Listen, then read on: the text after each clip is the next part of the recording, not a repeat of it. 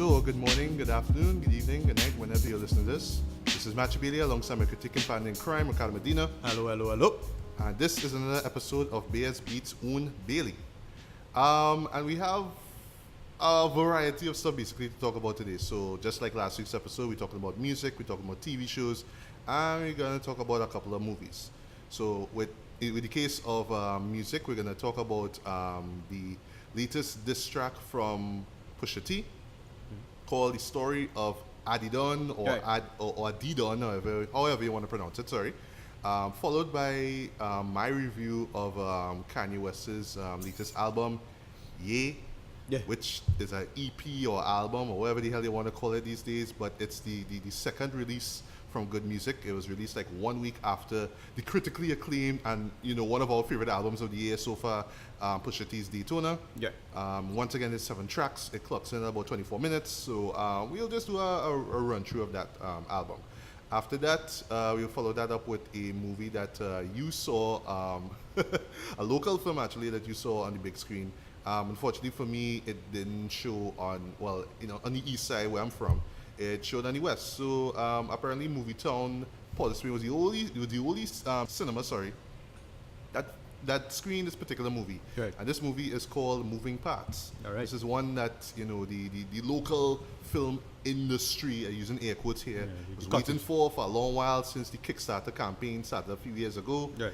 And now it's finally here. Why they opted to show it in one cinema is beyond me. I just think it's because of some stushness going on, but that's just me.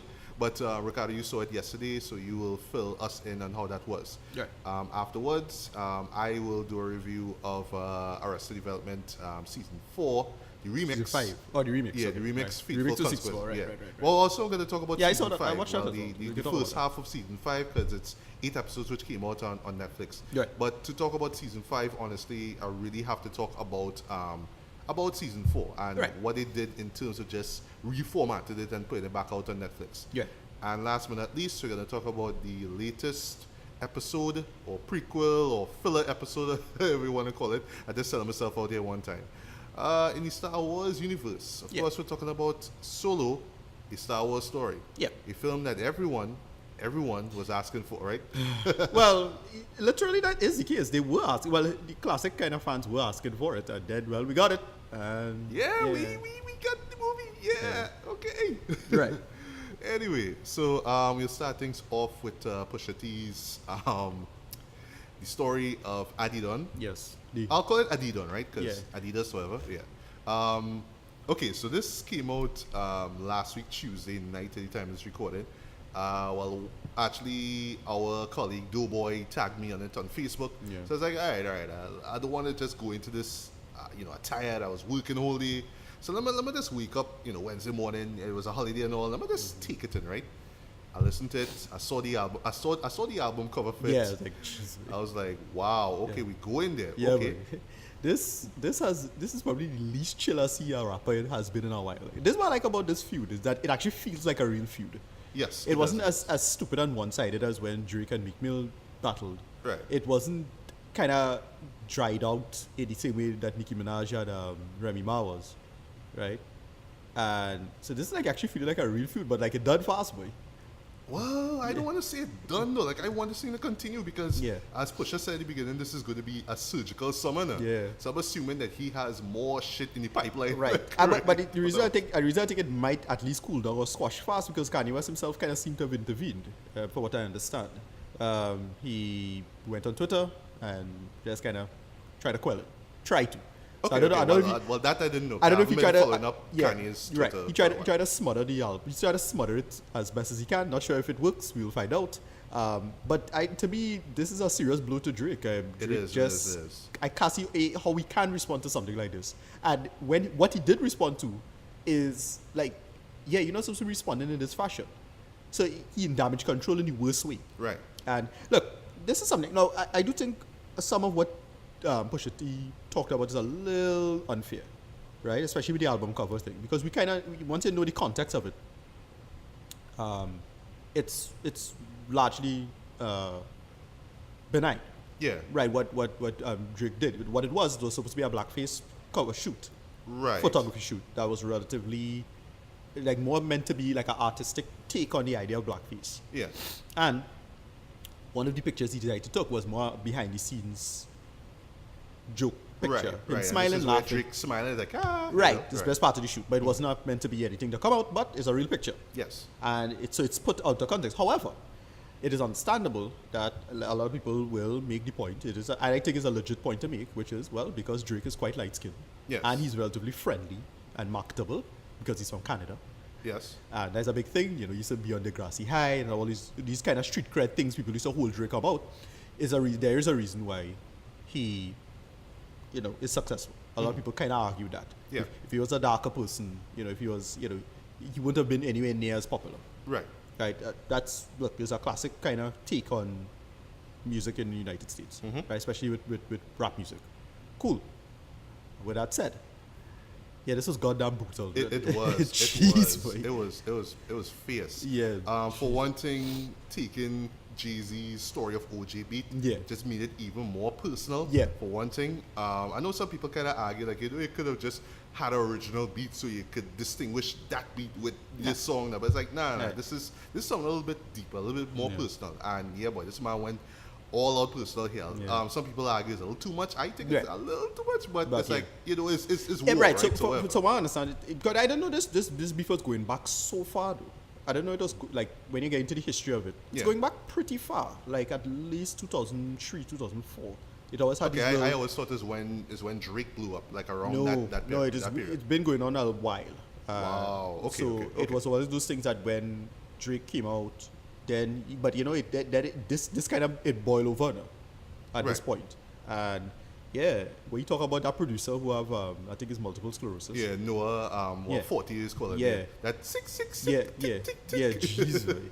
and then of course okay, I'll be careful how I frame this, right? Okay, you know how it have those like Christian conspiracy theorists out there that will look at Drake always talk about six and say, you know, it's about the 666 of the devil. So, you know, I like how Pusha flip the 666 thing there, you know, how the guy chants the six in his songs there. Right. That was a clever move though. But there's the personal stuff that you might talk about. For one thing, how his dad left at age 5 and he still kind of parades him in these monkey suits as you see now. But and even having him on the album cover of More Life now. Yeah. But you know, it's a couple of bars there where it kind of sounds almost like, okay, you're parading the man, but you're still not trying to get him back with his mom, with Drake's mom now. It's just like, well, that done, whatever, but I still love my dad, and you know, it kind of reflects in his music now, basically, where he does not want to accept responsibility for his fuck ups, where leads now very, very smoothly into the fact that Drake had a kid. With this is not news. It's not news, but it's one of those things that you can just kind of ignore and blow over. Yeah, like for me, I honestly didn't even know about that. It's something that is in the periphery because again, you know, it's again this is the weird kind of domain we're in right now with respect to art and music. A lot of people kind of accept and just dismiss, you know, the general bad behavior of artists. Say, well, you know, they're eccentric and they're weird, and hey, look how much drugs they do. And look at this bad behavior they did, and they mash up a hotel room and they beat this girl up and so and so. And well, it's starting to have a kind of weird blowback now, right? At this point in careers, you see, especially with sexual incongruity and that general bad behavior. Right. You see it amongst actors, and it's going to start happening to music. The one person who you would think that should have got taken down a long time, but didn't, because apparently he's a musical genius. R. Kelly, right? Yeah, I was about to say that. Yeah, R. Kelly. But this is something that goes back far in music, in rock and rap especially. Of course, yeah. That's part of the territory, and it's whether or not you can clean that up is up to you. How much you're going to lose cleaning that up? I mean, going back for Chuck Berry, oh gosh. Some of the worst behavior you'll think of. Anything involving Michael Jackson. Well, Michael Jackson's family, I wouldn't argue him himself personally, but I'm sure he had some discrepancies, not with respect to what he's generally accused of. I think most of that he's largely innocent of. But with Drake, it's like, it's par for the course. Yeah. He had a kid out of wedlock. Some woman that he leave and he didn't pay so and so. I mean, it coming up with Jay-Z too. Apparently, some lost son of Jay-Z, whatever. Yeah, whatever. Point is, that child thing just hit so hard with this somehow. And people like myself included didn't even know that happened though. Apparently, is with in his song he called her, which is Sophie Brousseau, I think that's how you pronounce her name. called a former porn star, Right. but like, okay, I'll confess something, right? Like, I don't watch Wendy Williams, but my mom and my sister do, right? Yeah. On that same Wednesday, like while I was watching reviews of the same song, she was talking about it, and then apparently, she said that she was actually a former stripper. Right. No. Right. So a lot of that work overlaps anyway. Porn stars tend to work strippers back. Yeah. So it's not a stretch to say, well, she is a porn star. I don't think if she never did porn, fine, just get us facts right, maybe. But there's so much overlap with respect to a lot of that sex work in general. No? Yeah. Right. Whether it be stripping or actual prostitution or porn, whatever. Yeah. But to him though, at least to Pusha, he's just saying, well, all that really matters is just bring them into your world. Don't put them in the shadows for us to know. But that's the mistake you make when you sanitize yourself too much. Again, Drake has sanitized himself. Yeah. He made that in itself. It's a kind of mistake because when it blow back on you now, it's blow back on you hard, right? So Right. and again in his take he just did God's plan and all this God's shit to plan. make himself look good now. But it is blow back on you, then hard. It don't take yep. long. Don't clean up yourself in this way. You have to address your issues directly. Don't try to sweep it under the rug. Jay-Z, that's what Jay-Z did. Yeah. Jay-Z never sanitized himself. Exactly. Right? Yeah. What he did is that he addressed the issues and then he moved on. It's actually ultimately better which to was try. what 444 was about. Exactly. Well, that song in particular Exactly. was about. Yeah. Right now, if Daisy have more dirt, it'll probably come out. Maybe. Yeah. What the way how it looks now is that all right. This is how to address your bullshit. Right. Drake didn't do that. Yeah, right? exactly. What Drake did was, and if you're this big, look, Drake is a pretty big star. Yeah. He is very, very big. He's one of the biggest, right? If not the biggest, right? He constantly has number ones. He's constantly, even amongst people who aren't rap fans, like him apparently. He's course, yeah, he's yeah. one of the closest things to quote unquote mainstream. Yeah. Like, because I would argue the idea of mainstream doesn't really exist anymore. True, in the- especially with today's rap game right now. Yeah, exactly. But that's how things are. And yeah, it takes somebody like Pusha to just come, who don't give a fuck. Exactly, and exactly. just tear it up in this way. Like, what Drake gonna do? Yeah. Drake have to battle him. And I mean, Pusha knows the lane that he's in. He knows he's not as popular as Drake. He understands. No, yeah, that. exactly. But at the end of the day, it's rapture. That is the Yeah. nature of the game. By the way, this is what Remy Nicki Minaj was supposed to be. Yeah, but Nicki just did address it then because she's too big. Yeah. I Whatever. mean, Remy tried to go hard, and then Nicki tried to squeeze it into a song, and she rope in Drake and Lil Wayne. Yeah. And, into a single that I swear Nicki fans and all forget, you know what I mean? Yeah, Like, exactly. I forget the name of the damn song, you know what I mean? Right. But yeah, this song was harsh, but for every review that I saw for this online, fantastic. people were like, Drake, you need to say something. Yeah, you Drake. cannot sit on this shit. You need to say something. And I was waiting for something. I hope that we could have I talked thought- about it in this episode, but Yeah, nothing has nothing. occurred. We'll see. We will see. I personally want to see what he's going to say because I try to think. But there's another part of it too. Is something that remember what Pusha addressed before, which is the ghostwriting problem. Yeah. So everybody making the joke. Okay, now two brilliant jokes. This is my last point on it. Just the mimetic sphere. Yes, the mimetic. Yeah, the Right. mimosphere. What they had to say about it. Two great jokes. Somebody put up a bunch of monkeys with typewriters. Oh, shit. And they say, this is Drake's team doing research. Yeah, doing research. Yeah, and then another one day, this was brutal. They show somebody Photoshop put Pusha T face on What, Killmonger? No. All right. No, that was good too. That one was I saw good. that. That one was I good. saw that. I saw somebody put Pusha T face on Thanos pulling the moon. Oh, shit. That was no, but somebody put this was brutal, John. Somebody put Pusha T face on Piccolo from Dragon Ball Z. Oh, I saw that. And then I somebody saw put that. Drake on the Goku face. They'd have a big running bit. Yeah. Now, Dragon Ball Z very popular amongst black men. Like course, for whatever yeah, reason. Yeah. Super popular amongst black kids and teenagers and millennials like myself. But one of the big running jokes about Dragon Ball Z is one, Piccolo is black. Right. There's a lot of subtext for Piccolo being a black guy. Mm-hmm. And secondly, Piccolo is actually Gohan's real dad. That's a joke. As in, he's the one who raised him. All right. I'll fuck with that. That's Right. awesome. That's the running joke and how Goku's a deadbeat dad. So that meme just fall perfectly to what's going on right now. Yeah. I mean, that had me in stitches. It was so funny and well done. It's like, damn.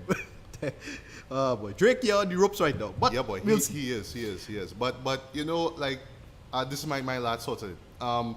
Pusha, you could tell him I want a response to it because, like, you Right. say, well, yeah, I have the album of the year track. We're talking about you upset. quick But mention I before want we to see how it is when you get angry. Like he Right. says at the outro track. No, but that's the thing with right, exactly. With he wanted him to get serious now. Like Yeah. he calling the bluff now. It's like, all right. Yeah.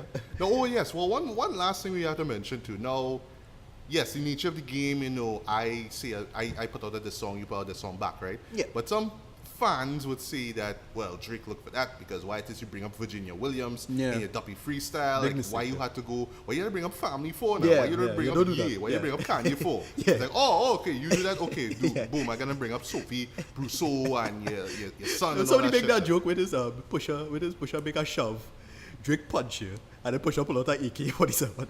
Like it just like the sheer escalation from that, Yeah. like it's almost a shove, man. And it's just real brutal in a way. The last point I wanted to make, Champagne Papi, the episode from Atlanta this season. Uh-huh. That character was Drake's grandfather or father.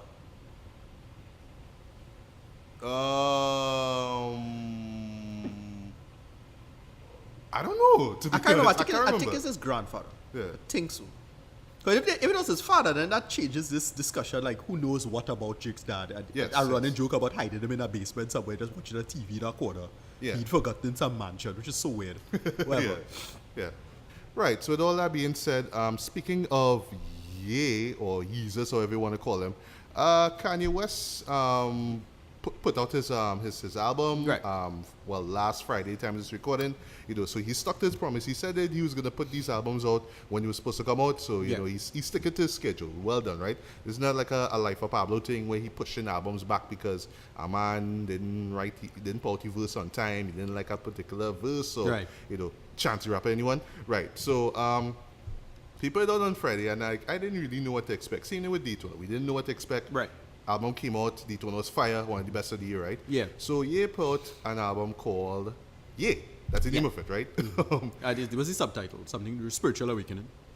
I'm not sure exactly what the subtitle of it is.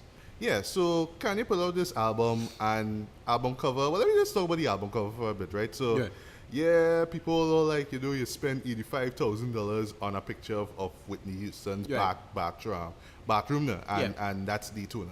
In this case here, with Kanye's album, is like just a shot of mountains, and apparently from what I've heard through the grapevine, it's like some picture either he or his wife Kim Kardashian took, like, on the plane coming back down Right. from a trip or whatever like that. So just plain mountains basically, right? Right. And then he writes, I hate being bipolar, it's awesome.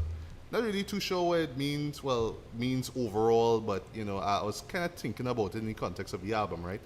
Because slight little spoiler, we do get kind of a bipolar-ish vibe, with the album itself. Well, that's the whole point. I mean, remember the big sticking point about Kanye, especially with this last big incident with the Trump thing, is that Yes. it is a mental health issue Yeah. going on there.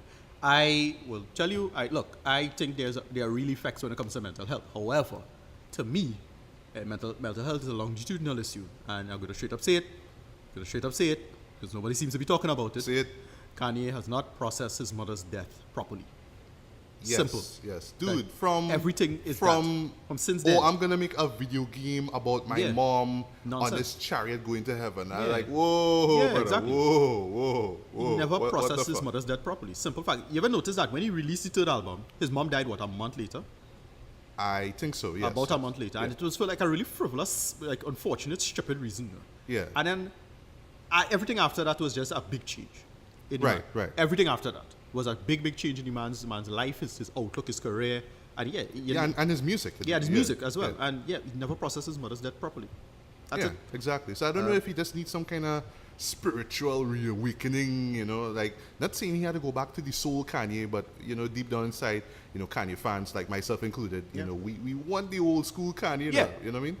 But I'll talk about that too, whether at this stage in his career, whether he just really needs to go back to his roots or he just needs to keep on making, progressive hip-hop basically, right? All right, so this is a 7-track affair, so I'm just going to run through my thoughts on it, right? I gave it a couple of spins, so these are my thoughts on it. But basically, my thoughts on it haven't changed, right? So the first track we have is I Thought About Killing You, right? It starts off with some, like, really moody male vocalizing background, which sounds really kind of nice, right? Even though the titles and the subject matter is pretty morbid, right? Then we have the spoken word piece, performed by Kanye. His voice is slightly pitched, and he's talking about the idea of killing you. So at the first day I was wondering if you're talking about killing Kim, or you're talking about killing his fans or whatnot, maybe for tuning on him or whatnot at this time of need. I don't know. Quick question. I wonder, this track had me thinking, is it Pong back at Kill Jeezy? Because Kill Jeezy has a lot of Kanye stuff in it about You know, Kanye. that's you know, I didn't think about that, you know, to be honest. Because yeah. the whole this ain't Kumbaya, and you spend 20 minutes on stage. What was he thinking? You know, he's talking about Kanye. We know what it was. Yeah, the man was genuinely disappointed in the man. Exactly. So, you know, right. So the question is, how much of this is, you know? Yeah, that's actually a really good point, Right. though. Okay. But you're saying about sometimes he thinks about killing himself, but he loves himself way more than you know what I mean? Which is like so Kanye. It's like, come on, man. Yeah. And then he had the goal to repeat it. The narcissism of it, yeah. Yeah. But just in that spoken word piece, again, this kind of bipolar vibe there. Okay, Yeah. talking about, you know, sometimes I have bad thoughts in my head. Yeah. Sometimes I'm okay, you know, all that kind of stuff now. But it kind of veers on like real navel gazing and, you know, just Right. head up your own ass kind of vibe But, no, territory. but that's the problem too, is that you have to, you see, he is a big celebrity and you're not sure whether or not you're going to cater to this properly and whether you have to cater to it. Where you draw the line with respect to a person letting them navel gaze, but that is in a sense a way to process themselves. Right. Let them. You have to let them breathe. Yeah, because they're artist people. Let them create art people. Right, but yeah. at the same time, sometimes you have to call them on the bullshit. Where it Yeah. is. Now, to me, the bullshit is in itself, right? So it's how much I have to weigh on your nonsense and your nonsense weighing on me. And in this case, I'm willing to grant him a little bit of charitability. Little bit. Yeah. Right? Before I wasn't. I think a lot of that earlier stuff, kind of bullshit. Hated Right. Pablo, a lot of bullshit in Pablo. So I wasn't willing to A tolerate lot of it. forgettable tracks on that Exactly. album. But in this, okay, they have issues, he has issues, and my thing is that, look, if you're very serious about it, can you do it in private, please? You know, right? I'm not saying to bury your problems. That's not what I'm saying. I'm saying, if you're really serious about something like that, you should have to suss this out before you talk to anybody in the world. Talking to the world is not therapy. It's not healthy. Agreed. It's worst possible. In some ways, it's worst possible form of therapy. I'm gonna straight up say it. Twitter and the internet and social media is some of the worst things that you could do to yourself psychologically, even if you're a healthy person. Yeah. So far less so if you're not a particularly stable person. So I don't know. We'll see. True, but before we get back to the track, but some people say, well, you know, when you deal with depression and stress, so the best way to do is write a song or create art or whatever, right? So Right. that will be his excuse. I'm expressing myself, right? Whatever, right? Right. So I love that the beat stays on when he starts rapping. And I was like, all right, this is interesting. Right. And then the beat kind of switches to like this real trap flavor kind of beat. Is slightly aggressive. Ye gets a little bit more aggressive. He's bragging a lot. But I don't know. Like for me, I more preferred it when it was that beat that started off the song, because like I was intrigued by what was going on. Him talking about killing you and thinking about killing himself. It was interesting to me. But then when he switched it up, it's almost like he just forgot what the point of the song was about. It's all about this bragging and boasting. He made a fireman Bill reference near the end. I was like, okay, in living color. I see what you did there. But other than that, first half was good. The second half kind of didn't really care for anyway. But I know some people will love it because it's bouncier. But I don't know. It's just something about the first half that was real intriguing. But whatever. Right. All right, so, and then, well, from that moment, I was telling myself, okay, this is like for Pablo territory again, you know, and you'll talk about that in the end, whether it's, you know, if Ye is still within that whole like for Pablo mindset. So next track we have is Yikes, right? So he gets more wild and aggressive here with his bars. I felt that the beat was rather menacing. It's a lot catchier than the last beat, but still didn't really care for it. It alludes to addiction, you know, living the fast life, you know, he makes mention of drugs and pills that he was taking, you know, all that good shit. Right. And he also attempts, but he doesn't always succeed though, to piss off those who kind of write off Kanye even before his MAGA phase now. Yeah. So he has a line where he says, easy trolling OD her. And by the way, he does copy that juvenile half flow. Yeah, Where it's always like, some, her. Yeah. Her. Yeah. Right. So it's like, easy trolling OD her. Turn TMZ to smack DVD her. Yeah. Russell Simmons want to pray for me too. I'm going to pray for him because he got me too, as in hashtag me too. Right. Thinking, Yeah, what right. if- I forget yeah, Russell yeah. Simmons in some trouble with that. Yeah, thinking what if that happened to me too? Right. Then I'm on E! News, right? The chorus is catchy, and you know it kind of adds a layer to the beat, to the song itself, which is like she could get menacing, frightening, find help. Sometimes I scare myself, right? And I get it, right? So it's just like, well, he's drugged out, or maybe he's talking about the dangers of being too drugged out. You're not aware of it, Yeah. right? Because he is addressing, right, so I didn't I didn't pick up on this reading the album, and I've listened to the album, sorry, for the first time, and then I read a couple articles of Kanye mentioning the opioid crisis, quote unquote opioid crisis in the United States, how bad it is, how much of an issue it is, how people just can't handle a lot of this dosages, and there's a whole backstory with that, right? Yeah. Now we're going to get into that and all the politics and policy that need to be relevant. However, celebrities need to watch yourself. Yeah, exactly. And some of the big celebrity deaths in the last couple of years was opioids. Yeah, right? So, and he does mention Michael Jackson and Prince there. Prince, right? So yes, there is a kind of self-awareness there, Yeah. a little teeny tiny bit of self-awareness there, but still, it just kind of comes off like he just don't give a fuck now. Like, in the end, he's like, that's my third person, that's my bipolar shit, nigga, what? You know what I mean? They're like, I'm a superhero, ah! Right. First time I heard it, I was like, all right, okay, we're doing this whole head up your ass thing again, but Right. it grew on me the second time I listened. Like, okay, I get what you're trying to say. So, not great, but not bad either. Kind of didn't care for it overall, but it's where it is, right? So, whatever. Next track we have is All Mine. And this, boy, to me is the worst fucking song in this track. Yeah. So, we have this annoying as fuck, like, hook from this guy called Valley, whoever he is, where it's like, yes, happy birthday. You know what? Which is so goddamn annoying shit. And then Ty Dolla $ign comes in, and like his contribution was just so weak, and then afterwards it's like, fuck it, I done, right? I come back in Valley and do that, right? And then afterwards, Kanye just comes in and he just talking. It's just basically a sex song that he's talking about the kind of woman he likes, who he's sexually attracted to. Is like, yeah, that we have a tryst, let's fuck whatever, right? That. But it just has some of the most cringeworthy bars in this entire album. So it's like, if I pull up with a Kerry Washington, that's going to be an enormous scandal. Right. I love your titties because they prove I could focus on two things at once. Yeah, boy. I roll my eyes at that one. Yeah, weak. 2 times I listen, I roll my eyes. Which Kanye fans got to defend that nonsense? Like, I know, right? Like, I see Genius put up a picture with it and they had Kim Kardashian. Like, come on, man. Yeah. Like, really? Yeah.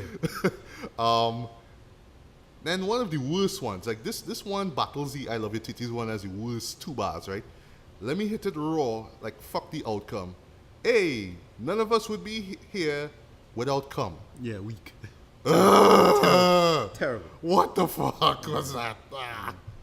And the beat, which is so sparse and minimalistic, don't even help at all. It's like boom, tch, boom, boom. Tch. Like it just, like you could tell like they should have added more to it, but it just there, like whatever. So didn't care for it. I hated it. It sucks. Moving on, right? So from bad to a surprisingly great song called Wouldn't Leave, right? He has assistance from Party Next Door, who is trying to do his best Young Thug impression. We have Jeremiah, remember him? Tyler $ign again, and a choir. So we're getting back that old soulful Kanye here, apparently, right? So basically, he's just talking about the Zen-like patience and commitment of his wife, Kim Kardashian, right? Yeah. He commends on he commends her for sticking with him throughout the his public and online shenanigans, specifically with the whole slavery and all that stuff, which he does mention, right? He does mention it in the first rap that he does, right?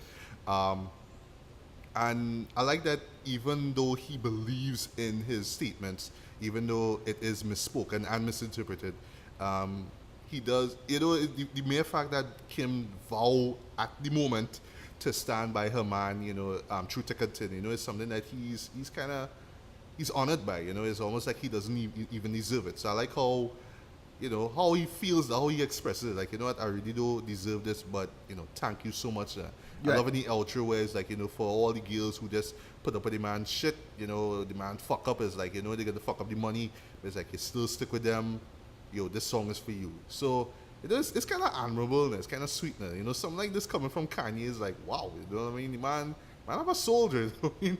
So yeah, while I wasn't completely blown away by the song, the heart of it is what really stirred to me. So I really dug Wouldn't Leave. Next track we have is No Mistakes. And this to me is the best track on the entire album. And that's honestly not really saying a lot, right? It has a dope ass beat and it has like some nice sampling from Slick Rick's Hey Young Will. So you hear that, believe it or not. Right, so it just keeps sampling that one particular liner. So just basically this 2-minute song where Kanye is just talking about how he could pick himself up from his mental and financial issues. He's talking about, the debt that he went through and, his mental instability and whatnot, and how he was able to rise above that. Yeah. And I like that even though the track is like 2 minutes long, the man still had room to take some subliminal shots at we boy Drake dread. Right. But not in an aggressive Pusha T way. He do it in a real, like, I have 99 problems, but I bet you in one kind of way. Yeah, right. So it's like, these 2 wrongs will right you. I was too grown in high school. The true soul of Ice Cube. Too close to snipe you. True toll, I like you.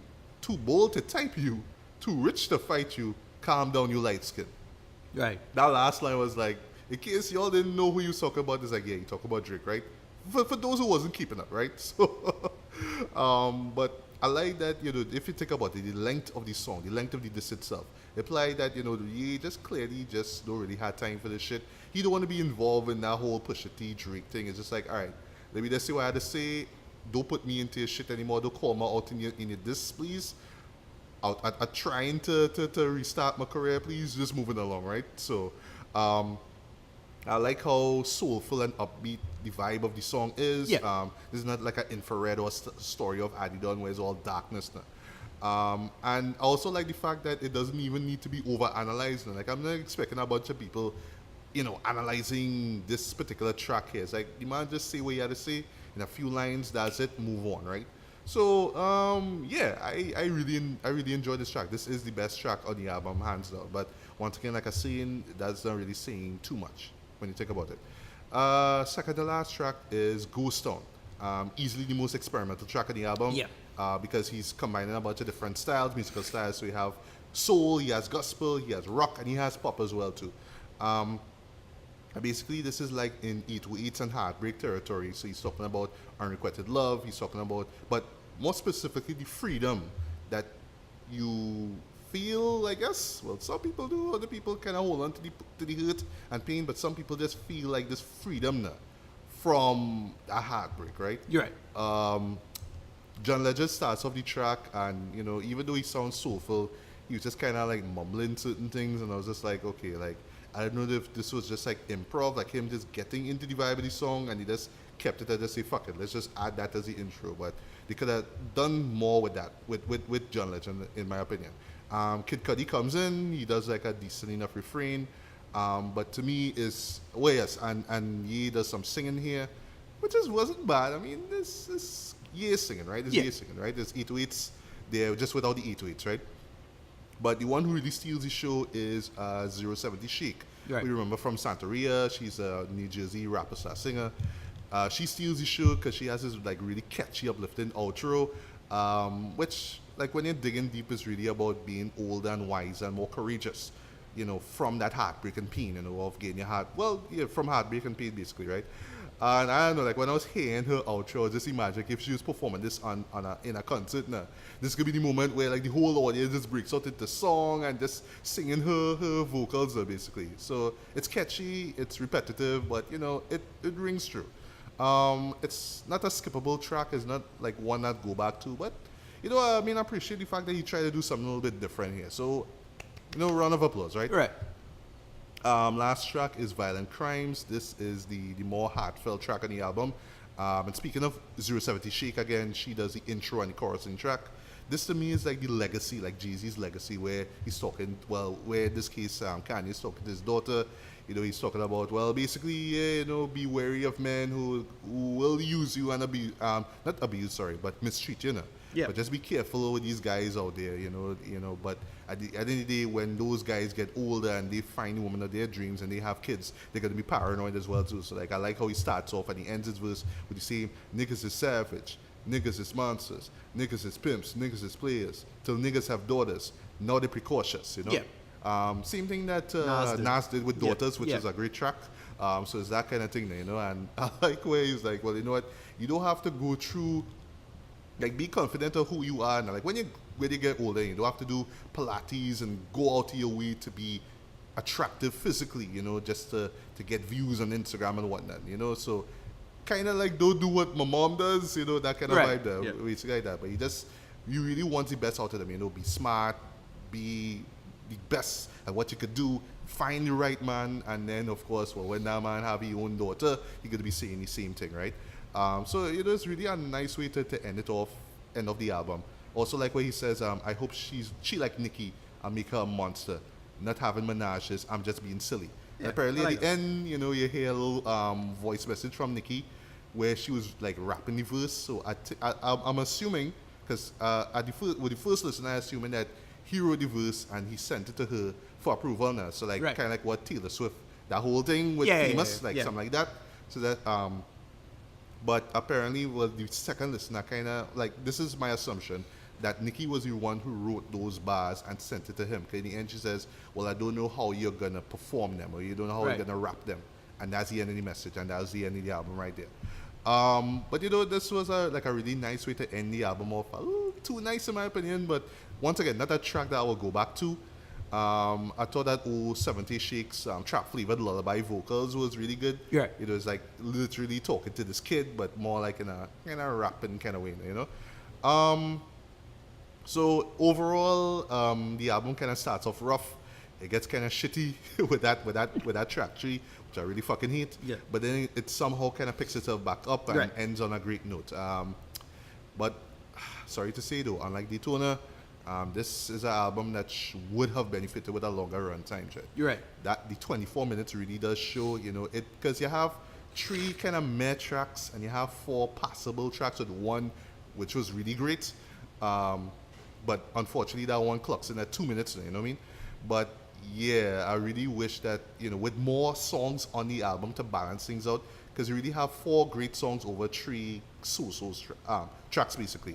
But, you know, if there were more tracks, say if there was a longer runtime, I think we would have had a better album overall. But at the end of the day, we have like this half good, half bad album.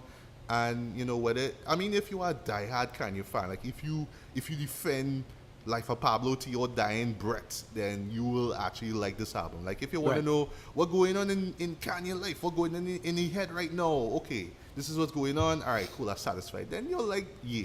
Right. But for me, who kind of just, and this is like the weird part, right? Before I get to my actual rating. Like, understand, you're getting older, you have a child now, you have a wife, so you can't go back to college dropout. You can't go back to the graduation trilogy again. Right. That's done. You can't go back to 808 and Heartbreak. That's done. Okay, you have Right. Kim in your life now. Right? You're not doing that whole, oh, Amber Rose left me, so I'm going to do a whole album about that. Right. We can't do that anymore. We can't do Beautiful Dark Twisted Fancy again. Cool, understood. But, all right, you still have to entertain your audience, right? So I'm not saying that everything has to be all party vibes and maybe this Drake and all that kind of stuff, but still, you gotta give me a reason for me to come back to this album. Like me hearing you talk to your daughter is nice and everything, but it's not something I'm gonna come back to. You talking about how Kim stick with you is fine, but it's not something I'm gonna come back to. And to me, that's what it is decent ideas. It's all right. This is where I'm at right now, but there's really no reason for me to come back to this album, unfortunately. So I don't know. I was just indifferent to the album as a whole. So for me, this gets like a light 3 out of 5. Right. And that's just me being fair. 'Cause I was really gonna give this a strong 2.5. Right. Which is just if you care to listen to it, listen to it. But it has some good in it, but it's just really not something I will come back to, unfortunately. And like I said before, this is something that really suffers from its length. For its 24 minutes, this really should have been longer. Not too long. We're not talking about Life of Pablo level, but just more tracks, man, just to even things out, and we had a better album. But you know, for what it's worth, it is what it is. And last things last, I do see them editorials who like to do the top 25 or top 50 albums of the year, putting this on their list because it's Kanye, and you know, the same shit that they do with Life of Pablo. It's like, well, we know it's not perfect, you know, but it's Kanye and he's not perfect and he's so Kanye, so let's put the album there. So I have a feeling they will just kind of bullshit themselves and just put the album on the end of year list. But for me, this will not be in my year end list at all. Normal honorable mentions, sorry. But I don't know. I don't know if Kanye should just stop altogether. But I mean, he has a label, so he has to keep on putting out music anyway. But here's hoping with the next album, he does something much more interesting. So give me a reason to come back to the album. No, give me no one-off thing and then, you know, I move on. Right. Some disposable shit like this one. And yeah, it was kind of disposable. So not much more I could say about that. You know, Ye gets a light 3 out of 5. It's alright. If you're a diehard fan, check it out. But if you don't care about Kanye, if you kind of write him off since Life of Pablo, then I say skip it. Any last words on Ye? Was this album that you cared about? Or? Yeah, nothing really special about it in my opinion. I listened to it, didn't love it. Couple good tracks, like track 5 is what? Track 5 is No Mistakes. Like Yeah, I said, yeah. that's the best track of the Yeah. album. It's so it's authentic Kanye, you know what I mean? Yeah. Even though he take the little subliminals at Drake, but it's authentic Kanye, right? But yeah, continue. Yeah, that's pretty much. I didn't really take the last 3 tracks I liked. Nowhere near as good as Daytona. Nowhere, and nowhere potent as Daytona. Like, Right, exactly. Like that, like Daytona, like that's the concept of it. This Daytona watch is like, imagine like you had like Pusha had 24 minutes to deliver like the most potent shit imaginable, and the man succeeds. Right? Like Yeah. you're telling me Kanye couldn't do that, Yeah. and you have. Anyway, let me just stop right here. So, moving along now, let me talk about some local entertainment, but a local feature film Oh boy. called Moving Parts. Yeah. Now, I was hearing about this through the local film grapevine, right? Basically through the Kickstarter project that was established. I think it was back in about 2 years or thereabout, really. I know people were just talking about if this movie is going to be made, what it's about. Apparently, it's about human trafficking. We're dealing with Chinese immigrants, so it's like a story that needs to be told. Apparently, like what they say in the Kickstarter page, right? And then the movie actually came out, and what was odd is that yes, it had its official screening at the St. James Amphitheater Tuesday night. Last Tuesday time it's recorded. But what makes things even odd, this is like a red flag for me, was that it was only showing theatrically in Movietown, Port of Spain. Yep. Not in Chaguanas, not in Sando, not in CC8, God forbid, not Caribbean Cinemas. Oh God, no. Yeah. And certainly not Gemstone. Why? Not Gemstone. Right. Or IMAX to mention that.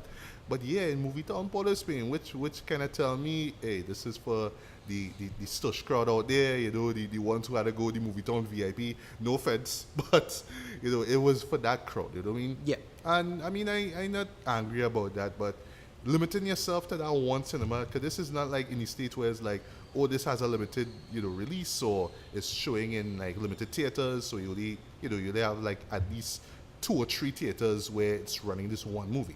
No, it's just one cinema out of like 5 or whatever it is, right? So I don't know, red flags came up. I was like, okay, I don't know if I should go and see it. Our colleague Julian Nees did a great review of it. Yeah. He gave it a 3 out of 5. But he did say that the third act suffered, so maybe you could tell me if he was wrong with that. But you saw the film, so you could jump in and let us know how Moving Parts was. Did it move? Did it move you, or you're partly entertained? This was half of a movie. Ah, yes. Yeah, it's one of those where you didn't finish the movie. Like, they kind of cobbled it together, like typical Trinidadian filmmaking. Ba-doops. They didn't shoot it together right, and it just had a really horrible arc. It didn't have a particularly well done, what do you call it? Just a general narrative in general. Okay. And it didn't have like particular little technical problems. Didn't seem to have a particularly consistent shooting style. Ah, wow. Which is Wow. maybe is not a big problem, not the biggest problem. But if it had a solid narrative, that would have been a big issue. Exactly. If they were like solid teams. Like, Right. But what is Moving Parts about? Right, What's so the big Moving deal Parts- about Moving Parts? Moving Parts is about a Chinese, expat. Nope. Kind of a person who's smuggled in. All Right. right. Chinese girl smuggled in. Okay, we go in there. With All her right. brother. This is played by Valerie Tian, playing Jen Jen. All right. She's a girl, pretty intelligent, but she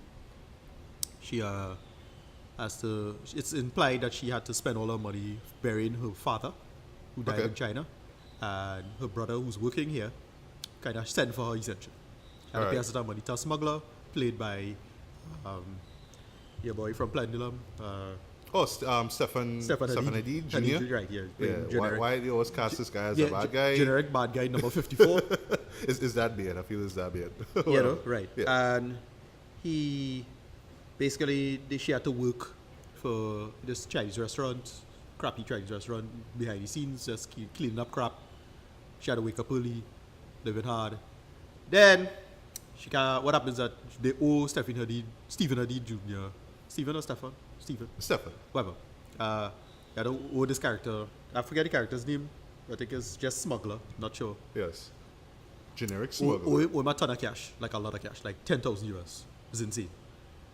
Damn, son. Yeah, a lot of money. So they had to earn the keep. She had to earn she keep. She had to build up.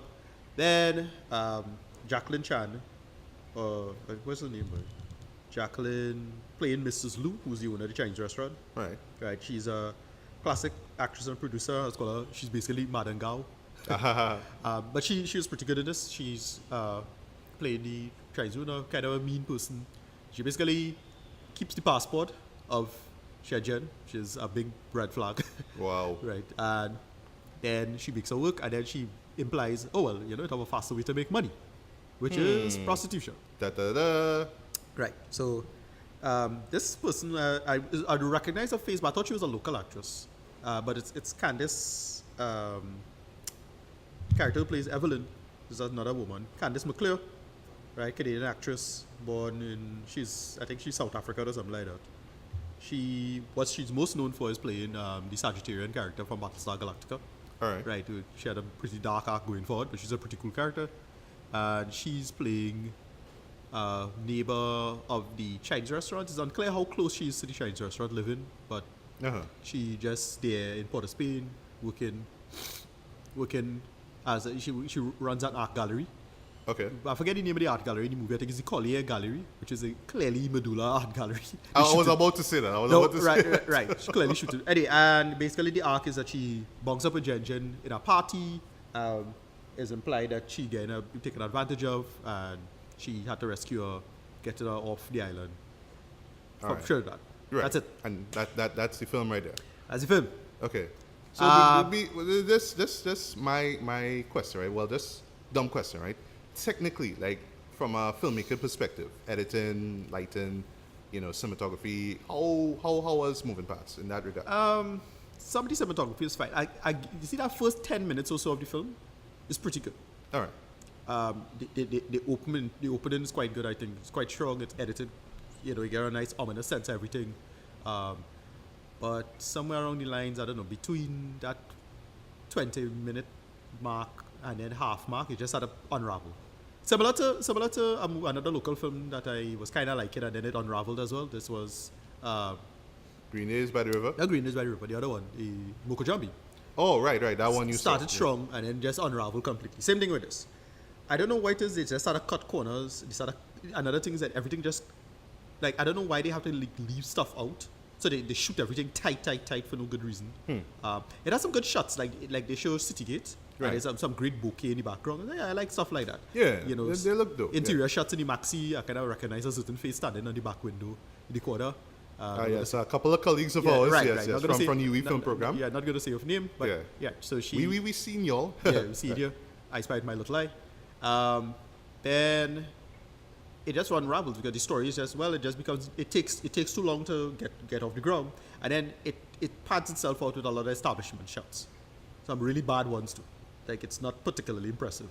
All right. With these establishment shots, it's just these kind of slow art bullshit that just wasting time, and that's probably the film. It doesn't have an arc. Characters, well, okay, so your boy playing the Gale father, what do you call it, boy? Conrad Paris. Conrad Paris, yes. The incomparable Conrad Paris. Yeah, the imitable. He plays a character that an arc is set up for him, and it's never really properly resolved. He's supposed to be a bad guy, but it's unclear what he's a bad guy about. Why do our movies do this? They always do this. Establish characters and never follow up on the arc. They just come and go. Right. And then the worst part is that the film, I don't want to spoil anything for you, but something happens to the brother, which is unclear why he does this in this way, but apparently I gotta straight up say the movie tries to somewhat demonize sex work, but because it tries to frame our local this apparent problem of what do you call it? It's an overblown problem in my opinion, but this apparent problem of sex trafficking as a thing. So it's like, well, okay, but because of shame, the character does something, and it's like, wait, what? Why would you do this? Whatever. Okay. It's supposed to be a big inciting moment for the main character. Right. Jen steals some money. She tries to escape, and there's a whole thing with the Candice has an arc with her making money, but it's unclear. The movie's a mess. It really unravels badly.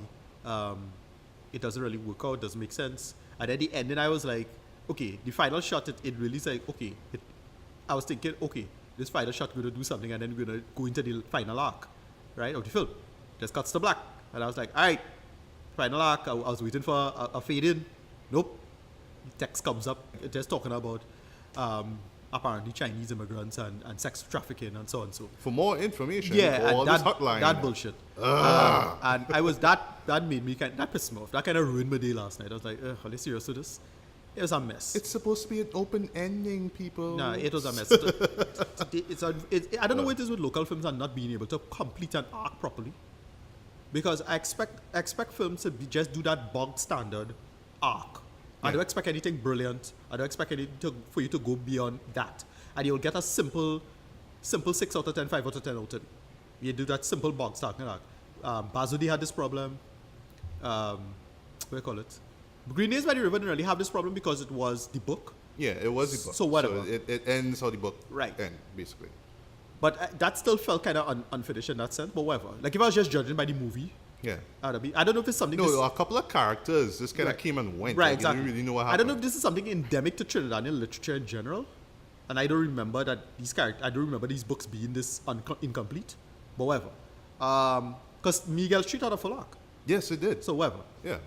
You saw, like, Exactly. not just the writer or the narrator, but other characters. You Exactly. saw where they were at the very end. You know? Yeah. Love that book. That needs to be made into a movie. Yeah? Oh, well, I hope not because they're probably going to fuck it up, but whatever. But yeah. Yeah, and then Imoko Jumpy had that problem as well, where it starts good and then it has an arc that just doesn't go anywhere.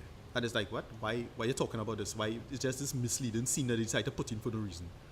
Yeah, no, I don't know, because I only watch great art films. Sorry, forgive me if I sound a little, high and whatnot, but I don't watch a lot of art films. I only watch great ones. Yeah. You know what I talk about, right?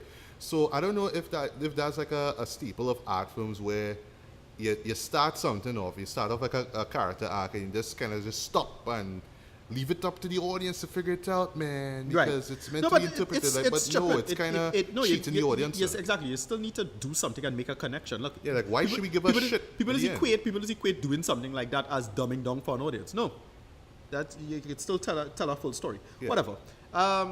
I not good. Well, Julian gave this a 3 out of 5. We're gonna give this a just as not that low of a score, not that high of a score. Sorry. We're gonna give this probably like a 3 out of 10. Ooh. Yeah, because it's like this was a mess. It just there's nothing here to work with. Like you have some good moments, it does, but just does not gel together properly. I don't know what it is about people not being able to finish our arc about films. Right? Do the simple bog standard, tell your story, get it done. Right? You can't do that for some reason. It is go good until about, well, in this case it was the first act, and then the second act and third act was a mess. But like in the case of Bazudi, first act and second act was alright, and then the third act was just a total unraveling and a total mess, right? Right. And finish your arc, please. There's nothing interesting or artistic or experimental about doing that. Doing what you're doing. Whatever. Yeah. Next. And now for Low CC8. A low CC8. Right, Guys, yeah. Moscow. And now for a slight local film industry rant. Right. So Tuesday, at the time of this recording here, we are going to have the kind of quote-unquote official, or even though there was like the second screening, because my colleague Mandisa Panton, shout out to Mandisa, actually had a screening of BIM, Right. which I still say is the best Trinidadian movie ever fucking made. Yeah, the best 4/3 of a film. Yes, fourth. And it was written by her late dad, Raul Panton, by the way. Right, so, TTFF in association with WeBeat screening this film Tuesday night. I think it's at the St. James Amphitheater, if I'm not mistaken. Right. But, visual and audio quality aside, because yes, it's the same VHS copy that we saw Right. when we went to the We Film program way back when. Those who want to be filmmakers and screenwriters, I think y'all should just like rewatch that movie and really learn how character development works. Like you want to see a local example of how it works. Here's the thing with BIM. What's BIM? BIM is, well, okay, so why BIM is generally celebrated because it's Raul Panton writing it.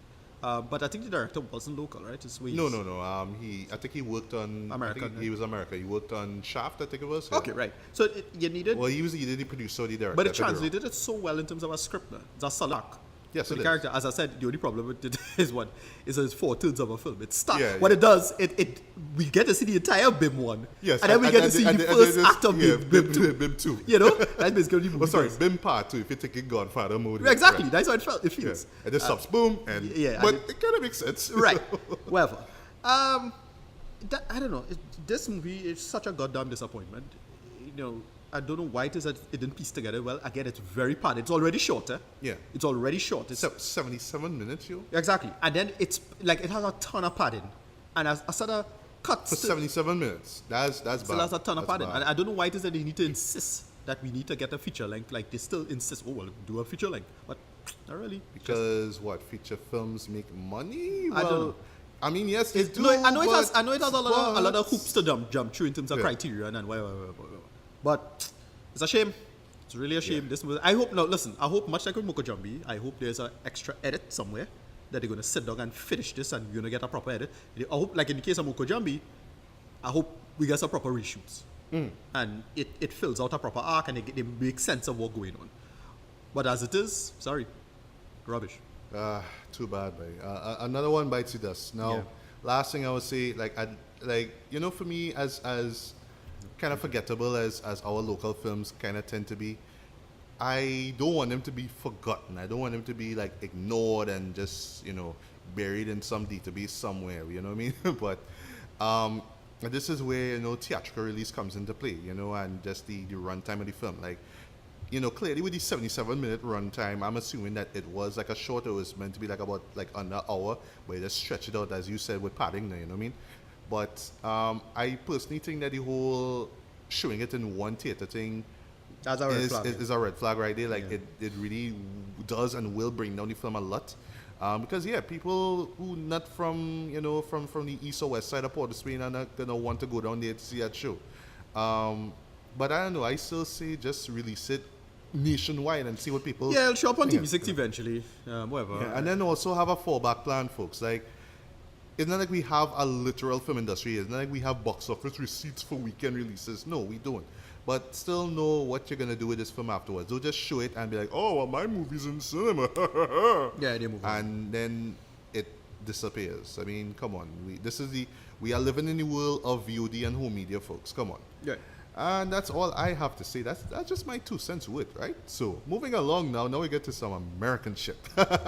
So now we're gonna get to a show that, for me, took a while for me to really get into. Like, I wasn't in it when it was showing at Fox, and when it got cancelled, I got into this like a little bit late. But that was really because, slight little history here. I was looking up best TV shows, Right. and this one showed up on the list, especially with best comedies. So kind of ranks amongst the greatest, like Yeah. Seinfeld and MASH and those kind of shows. Of course, I'm talking about Arrested Development. Yep. This Yeah. is a basically it's a single camera sitcom. Yeah. It's a family comedy kind of thing. It's created by Mitchell Hurwitz. Yeah. It's released by Imagine Entertainment. So yes, Ron Howard and Brian Grease are involved. Yeah. And Ron Howard actually does the narration throughout Yeah. the entire with every single episode here. All right. So for me, yeah, I love the show. It's probably one of my favorite TV shows ever. It's really unfortunate how it played out on Fox, because again, Fox is terrible. Fox? If you're gonna straight up say it, Fox and Sci-Fi are pretty much a sort of Damocles for most TV shows. You just have to wait Wow. for it to get cancelled. They just sort of drop at any time. The thing with it is that I didn't get into it while it was on Fox. I watched Yeah, it. neither me, I neither first watched it. I first got into it when it did syndication runs on G4, back when that existed. Oh right, that was right. No, good thing you brought it up. That's when I started I was watching a it. big fan of the show from since then. I thought the show was brilliant. I just downloaded it. I used to watch it a ton of times. Yeah, the show is a borderline comedy masterpiece to me. It is. Especially season 2. Season 2 is like apex brilliance, hilarious. I put it higher than most sitcoms for me. Better than Scrubs, better than Old Show, better than Community for sure. Yeah. Better than a bunch Better of than great- Seinfeld? Yeah, Yeah. I put it higher than Seinfeld actually. Just so funny and so well done. Season 3 is pretty weak. It is. Yeah, It is. season 4, when that came out the first time, I actually put it about as high as season 1. Because I actually thought a lot of that was great and pretty funny, and how it pieced together itself. I'll talk about Right. season 4 in a bit. Well, then right, and of course you'll talk about what they did with season 4, the remix, which is re-edited it like in the classical format of the show. Exactly. Because in season 4 they did this experimental thing by deciding to just focus on an entire character and then having everything tied together narrative-wise. Yeah. Which to me worked. I actually liked what they did, but a lot of people don't like season 4. But I think it's because of how convoluted, how it Right. it adds even more convolutedness to the already convoluted story. It catered to the whole eagle-eye viewer thing, which the show really raised itself on, right? It praised itself on that whole, you have to look for little details in the background, and little jokes and that kind of thing. And this one really did that. It was a little, but this one a little too on the nose, I thought, with season 4. Especially that whole her joke was really obvious. yeah. Now, it's a great joke in the first 3 seasons, but it's a little too on the nose. Yeah. Too much. What else? All right. Well, for me, the thing that really sells the show, is the characters, Yeah. right? And especially together as a family, Yeah, how it's toxic just they funny, are. funny, yeah. Yeah, but what is like? I think this is probably a reason why people don't like the show. But this is like what makes it so endearing, is that every character has their own specific set of flaws, their specific set of traits. And even though like their character would eventually grow, like they will eventually move out the house or start a business or get married or whatnot, they still have those same traits and flaws. They still show up every once in a while. So case in point, Michael Bluth, who's played by Jason Bateman. Yes. He wants the best for his family, right? But it's just the family gets themselves into a set of bullshit. They're already fucked up as is, right? But in a hilarious way. And as much as he tries to stay clear of them, even his son, who's played by Michael Cena, something always happens and he just always finds himself back in to help out, right? Yeah. But then he's the type of person that tends to lie. He tends to lie a lot, especially in season 4. It's always like, all right, this is what's going on, but I don't want to tell the truth. And then he always tries to get back at people who wrong him, even if it's his family members. Yeah. And that always kind of falls apart too. His mother, though, is actually like the worst of the lot. Lucille Bluth, who's played by Jessica Walter, who's, her voice is still on Archer as well. Yeah. And as I bring up Archer, Play the same character. yeah, two actors. One actor made an appearance in the last episode of Archer, Danger Island, which actually going pretty good though, compared to the whole film noir last season, which I kind of hated. I hated how it ended, by the way. David Cross, who plays Tobias. Yeah. Funke, right? Funke, right? Speaking of that, right, the Russell brothers also had little cameos of their stuff in their movies. So you could find in Civil War, had the stair car at the airport. No, it was a stair car. You could find the same. Right. Yes. Oh my God. It's in the background. And then Tobias, one of Tobias's kind of alter ego kind of characters is in Infinity War. Right. Someone pointed this out in the review. The blue, when he goes blue with the yes, right. You can see him. You can see a blue guy in the tub. Yeah, didn't even pick up on that, though, but I didn't notice it, but she noticed it. She told me about it. It was funny. Right. So we also have the husband himself, George Senior, which pretty much starts off the story because he gets arrested and you know it's all about their business, the Blue Company, which is like a bunch of it's real estate, right? Yeah. Yes. So it's just them trying to keep the company running, even though the dad, who is played by Jeffrey Tambor, is in jail, right? Some of my least favorite characters, but it's just because of how annoying they are. But they're still funny in their own weird way. For one thing, Joe Boy, who's played by Will Arnett, he's like one of the most painfully annoying characters in the whole show. But you just like how he just fuck himself up so much, and then he always has this little running gag where he tries to forget certain things, so he buys these forget me now pills. He's always like, and he always try to jumpy bird. It's like, oh, take these pills, shove it down your mouth, come on. Oh yeah, forget about it. Oh yeah, right. You have that. You have Buster. I made a huge mistake. Buster, who's played by Tony Hill. Yeah. I don't know, I don't want to say the word retarded, but he does kind of come off as retarded. And yes, there's this running gag also too where he loses his hand and now he has this hook. Well, I think it happened, it was in season 2 or 3. I'm trying to remember where it happened. I think it's 2. Yeah. We have maybe Funke, who's played by Alia Shawkat. Yeah. Them freckles though, just saying. And she's like the real sarcastic daughter of Tobias and Lindsay, who was played by McGill, Portia de Rossi from Sopranos. Yeah. Right? And there's this little subplot with her and Michael's son George Michael, who's Yes. played by Michael Senior. So yeah, 'cause he Sorry, has yeah. an attraction to her. Right, there's a whole bit, yeah. There's That was a whole bit bit from that since this season, continues, right? Who else are we missing out? Well, there's other side characters as well too, but the most important one is the Lucille 2, who is Yes. played by Liza Minnelli. Right, She's like, Lucille she's like the rival of Lucille Bluth. Yeah. And she also tries to attract both Michael and Buster. and his dad and Buster as And well Buster, too. yeah. Right, so I'll jump into season 4 here, which is remixed, and it's called Fateful Consequences. This was released earlier on before season 5 came out on Netflix, right? Yeah. So basically what they do is that they took the existing episodes, the existing 15 episodes of the original release, and recut them into 22 episodes here. Right. So this one is more straightforward. It doesn't focus on one particular character and just go along like how they did with the last release of it. Yeah. But they do start off with a character, but it always leads to different characters and then into what the actual story Yeah, is it's about. reality. So it's more progressive here, right?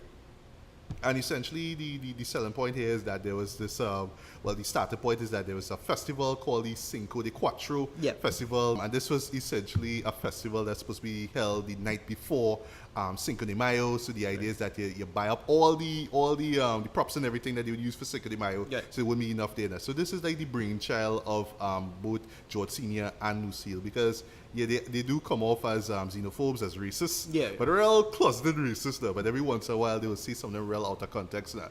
And while they would like hate them because of that, because of the strong acting and just the mere fact that they're just kind of pitiful anyway, Yeah. you kind of laugh at them for saying something out of time, and even though it is racist, right? So the big moment that takes place there is the supposed death.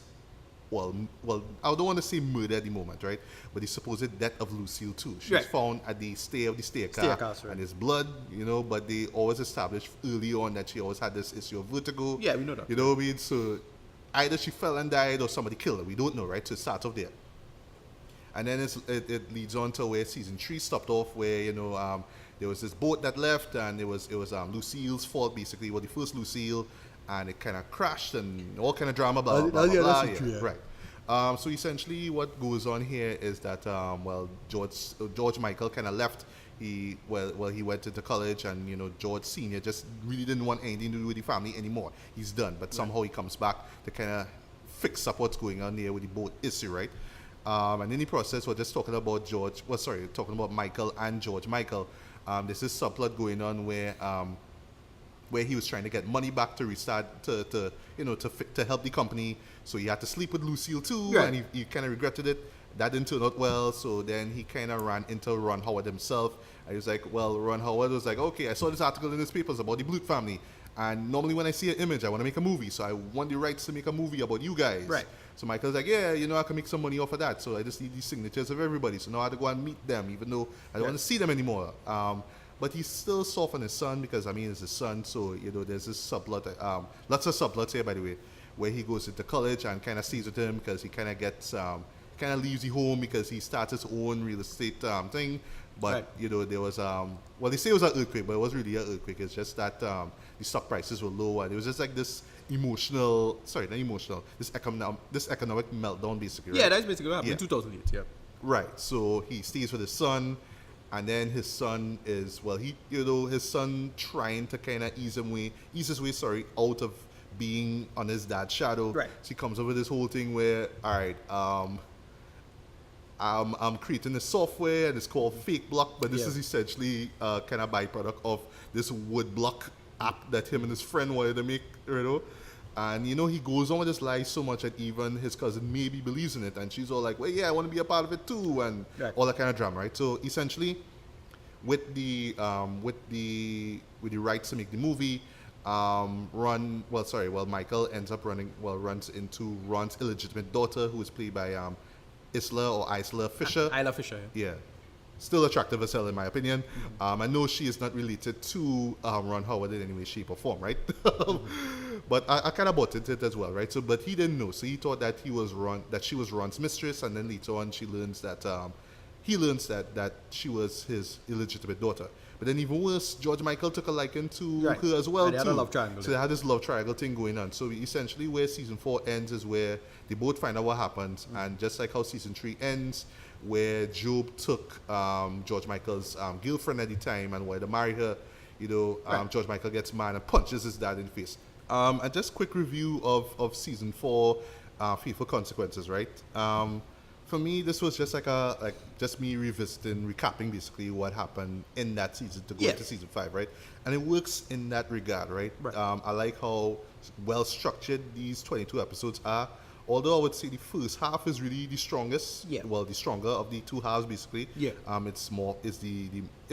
It's really where the jokes are tighter. It's really funny. Really snappy, really witty as well. But the second half, unfortunately, I felt kind of ran out of steam a bit. Like, it's still entertaining. It's still catchy. Yeah. You still like seeing these characters get into one shenanigan after the next. But it's just not as strong as the first half, right? There's some great cameos. Well, sorry, not cameos, but side characters. For one thing, we see Terry Crews. He's this politician. Xenophobic politician. Yeah, who wants to build a wall, to prevent, Mexicans from crossing the border. And there's this subplot involving him and Lindsay and just all kind of just weird stuff going on there. So there's a lots of like great, side characters in it as well. Seeing Ron Howard as well too was really great nice as well. joke. And every once in a while you see Brian Grazer kind of show up and show his face. But yeah, just seeing it in this structure really works well because I felt like with the last time that we saw it, it was more like we have to go back to that Cinco de Quattro scene. Can you remember that Cinco de Quattro scene? It just kept going back to it. And what it did is that they showed it at the very beginning, and then they had this 3-part segment, which closes off the season, where it's more centers on that actual festival itself. And I thought it works well. Story-wise, if you're familiar with Arrested Development, it's always like these multi-layered, multi-character kind of interactions, basically. So you have to keep up. A lot of plot lines intertwined in it a lot. And I always like that they always go back to certain things that they miss out. So it's not always chronological. They always do like a little non-chronological stuff here or there, right? But not too much. Performances are strong, just like before. I mean, from Jason Bateman to Jessica Walter to Michael Cena to even Tony Hill, Michael Cera. Why I keep saying Cena? Michael Cera. Everybody just delivers. Everybody add. I think you're conflated with Michael Pena. Michael Pena, my bad. Oops, yeah. I mean, they are their characters, and even though some characters is get on my nerves, like Job and Buster, them two in particular, be like, fuck these guys, I really hate them. But these generate a lot of laughs still, but still, they're just so fucking annoying, right? But once again, though, and I think probably this is why some people might not like it. These characters will really change, Right. They always do the same shit. They always get into the same situations as well. But to me, I guess that's the point of the show is that, we family, we have the flaws, but we still have to kind of get along, but trust me, from somebody who comes from a dysfunctional family, with it's season not 5, hard. So with season 5, for me, couple things. Well, we now had to jump into season 5, right? So, with season 5, we get into the idea of one of the problems I have. It's a little tainted by some of the shenanigans that apparently this fella got into when he was on Transparent. That was or Tambo. Jeffrey Tambo. Right, a little thing. So it's a little tainted, and sure. Then it had some unfortunate interview with Tambo kind of making Jessica Walter a little verbal abuse on set. Oh, okay. Not sure. I did not know an about interview the that stuff really behind the scenes make with that. Tambo look bad and made some of the other actors because they defended him over her and another whole thing. Well, right. also, Continue. because we live in the hyper-normalized state of the world that in real life, Arrested Development doesn't seem that edgy anymore. A little slow. The real world seems a little and they more... always have to kind of stop and say, well, hey, this was 2015, by the way. Right. They always have to do that. Right. And so a lot of the jokes and references don't really hold up that well. Good thing you bring up that too. Well, sorry to interrupt, right? Because another cameo that's there, another side character is Ben Stiller, right? And there's this arc with him being in this season 4, Tony Wonder, being this gay magician. And I don't know, like, Well, I get that they're playing at humor, but, the way how they approach homosexuality in the series, Right. like, it's not teasing gay people, but it's almost like, It's not right. So it's kind of dated the way how it's they very treat dated it. because one of the jokes they Like, do, haha, he's gay, or he thinks he's gay, or it's implied right. he's gay. So that's Like, they do play that with the Tobias character because the Tobias character I noticed that change from season 3 to season 4. immediately they totally downplay Tobias being gay. Right, or being right, right. closetedly gay. Yeah. And that was like a big chunk of the jokes Yeah, of like the character. the stuff that he would say would be so out of Right, context. and that's a with joke. where Yeah, he's that's a gay. joke. And or they had a bit, which I still think is a funny bit, where he wrote a book. The book is this guy behind another guy, and he cut the man inside me. Yes, I remember that. Right, and the whole joke was about him being a psychologist. Right, and coming out, right? Right. No, but not so much that is that he being right, but him being a psychologist, not actually coming out, but just being a psychologist and talking about, the idea of psychology, that psychology, but Right. again, the framing of it sounds so bad, which is funny in its own way, maybe. Right, but then, or him being the world's both an analyst and a therapist. Yes. The world's first anal rapist, and spelled as anal rapist. They still make these jokes in this. Yeah, like with his license plate being anal tart and all that. Anal kind of start, stuff. right? Yeah, anal start, sorry. But they make a joke in season 5 where say a new start. Yes, But which the- was the thing is- clever, actually. Right, the thing is, the new character, when they bring in this new character who's this, I assume she's lesbian, a gay detective. But she's a I detective. wasn't sure because I was watching at her and I was looking at the hairstyle. I was like, Right. kind of butch. Kinda Right, thing, yeah. whatever. And she's more or less prying into what happened. Solving with the- Lucille right, too. solving the So she like shenanigans, yeah. always kind of running into Michael and always asking, well, so, and he like real trying to lie way out of it now, which Right. makes him even More more guilty, yeah. more guilty, Suspicious, yeah. Right, and so she now subverts all the humor back, I suppose. Suppose that's her purpose, maybe. Yeah, kind of. But on the subject of that, though, they also continue the whole bit with Tony Wonder and Job because Right. from season 4 they kind of established like they were rivals, right? They were rivals. Yeah, I get that, right. But while Job was trying to do this really like real, painfully terrible Christian magician kind of thing, which didn't work out. This was on the wedding with the Christian. Him and Yeah, right, that girl kind of run. Anne. Yeah, Anne, right? It kind of developed into this kind of relationship. That's kind of like a friendship it started off us. Right. But then they were more trying to sabotage each other because, surprise, surprise, Ben Stiller's character isn't gay. Right. So it's more like they just trying to expose each other. Like, oh, actually, you're really gay inside, blah, blah, blah. Right, But that right. didn't really work out well. That bit was just... that bit kind of fell flat in the season finale of season Yeah. 4, unfortunately. But they continued here in season 5, and it was like, okay, we're still doing this. And well, with the first 8 episodes that we're given here, we don't see Ben Stiller, but you just hear his voice basically. That's all I'll say. I don't want to spoil anything beyond that. But there is this 4th of July parade, so it was... Oh, sorry, we do see him in that mid-season finale. So it was like this kind of coming out kind of thing. So it is this bit where he went to like this closet company now, but Yeah. he just thinking that it's like this gay front now. Right. It's like, okay, well, make these closets and we're gonna have them in the float and blah blah Yeah, blah. yeah. And the way how that bit ends was like, okay, I still don't understand what just happened there, whatever. But yeah, like I don't know if like for the creators themselves, like okay, this is within the world of Arrested Development, this whole kind of gay awkwardness. Right. But No. today, Okay. So look, this is kind of dated when you see it's it. one of those things you don't get away with in the early 2000s. A lot of comedy did it.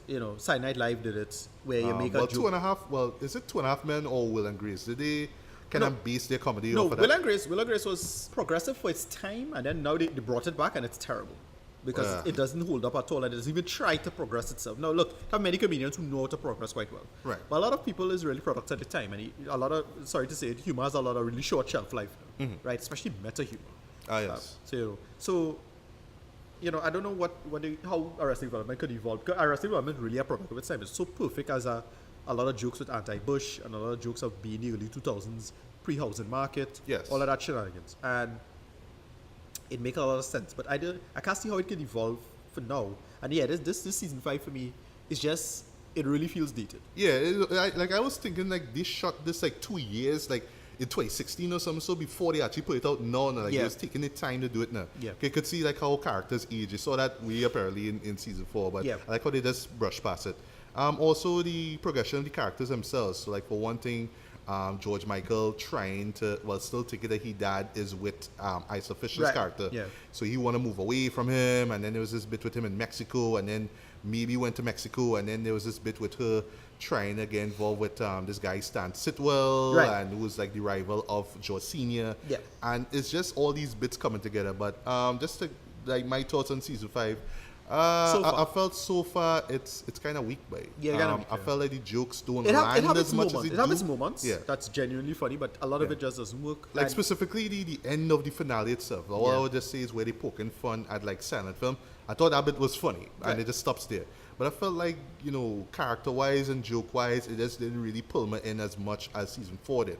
Whereas like, okay, well, this is where we are right now. You're seeing us again, but we're still doing the same shit. But you know, that was like the sell of season 4. Yeah. Here's like, okay, we need to progress the story, but what is the real story really is just, well, okay, Lucy 2 might be dead or she probably disappeared, and we all kind of suspecting what happened. Oh yes, and there's this bit now with Buster being arrested, but I felt like they should have established that earlier. It's almost like halfway, like, oh shit, we have to get him arrested, and the way how he gets arrested was like just the dumbest shit ever. Yeah. Like how season 4 ends, and it's like, oh well, they went to the house and they arrested him because of with him being caught on camera on the night now of the Cinco de Cuatro.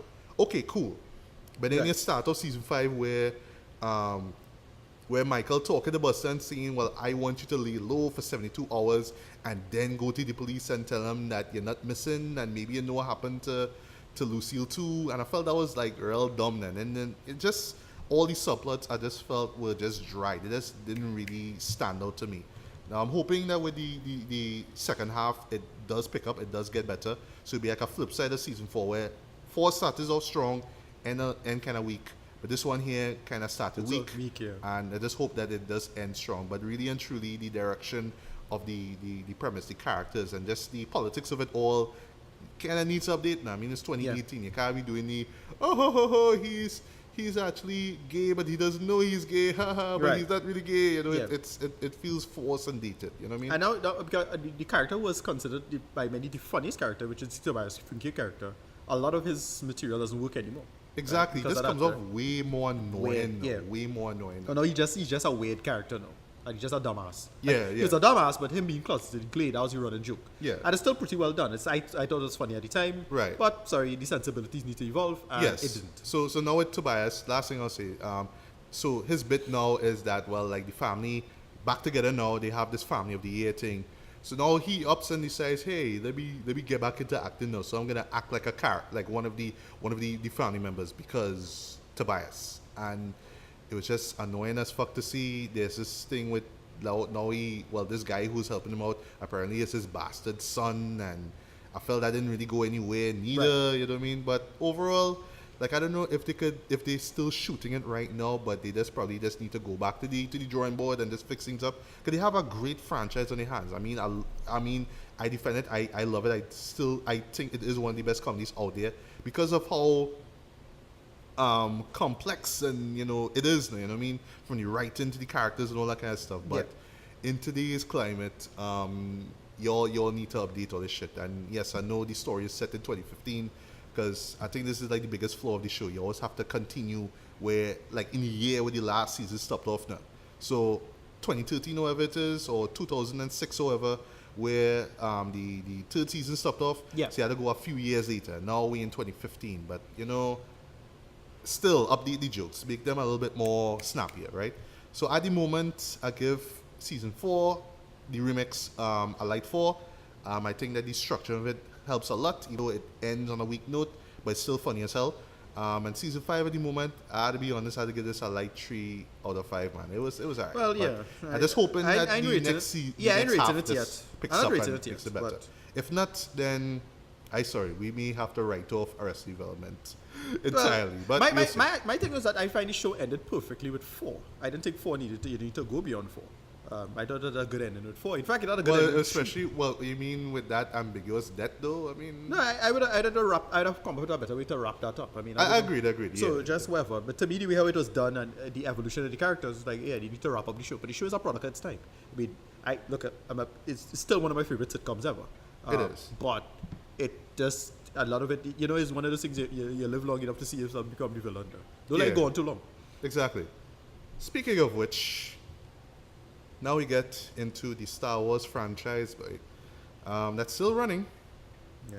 Still living up to its promise. A movie a year. Yeah. Which, like I said before, I hate. I just hate the idea of us getting a Star Wars movie every fucking year. Yeah, that's so much. Why not the 3-year pattern that we used to have before? I didn't mind. Give us enough time for us to talk about what to expect next. But no, every year is a Star Wars movie because Disney, that's why. Right. And here we have a movie that, like, for me, I really didn't care for. I really wasn't excited for. Saw a couple of trailers for it. I was like, yeah, look, Alright, so I mean, for me- Donald Glover's in it. Of course, you're talking about Solo, a Star Wars story. Alright, so here's the thing. Here's the funny part about this, right? Yeah. So I was really worried about this as well in the idea of where it going, and you hear all these backstories, and I was like, well, and when I finally saw it, it basically was Ant-Man all over again. Yeah. It's basically what First red flag, Phil Lord and Christopher Miller being kicked out. fired. Fired. Yeah, fired. Straight up, Yeah. He was replaced by Ron Howard as a director, Mm-hmm. right?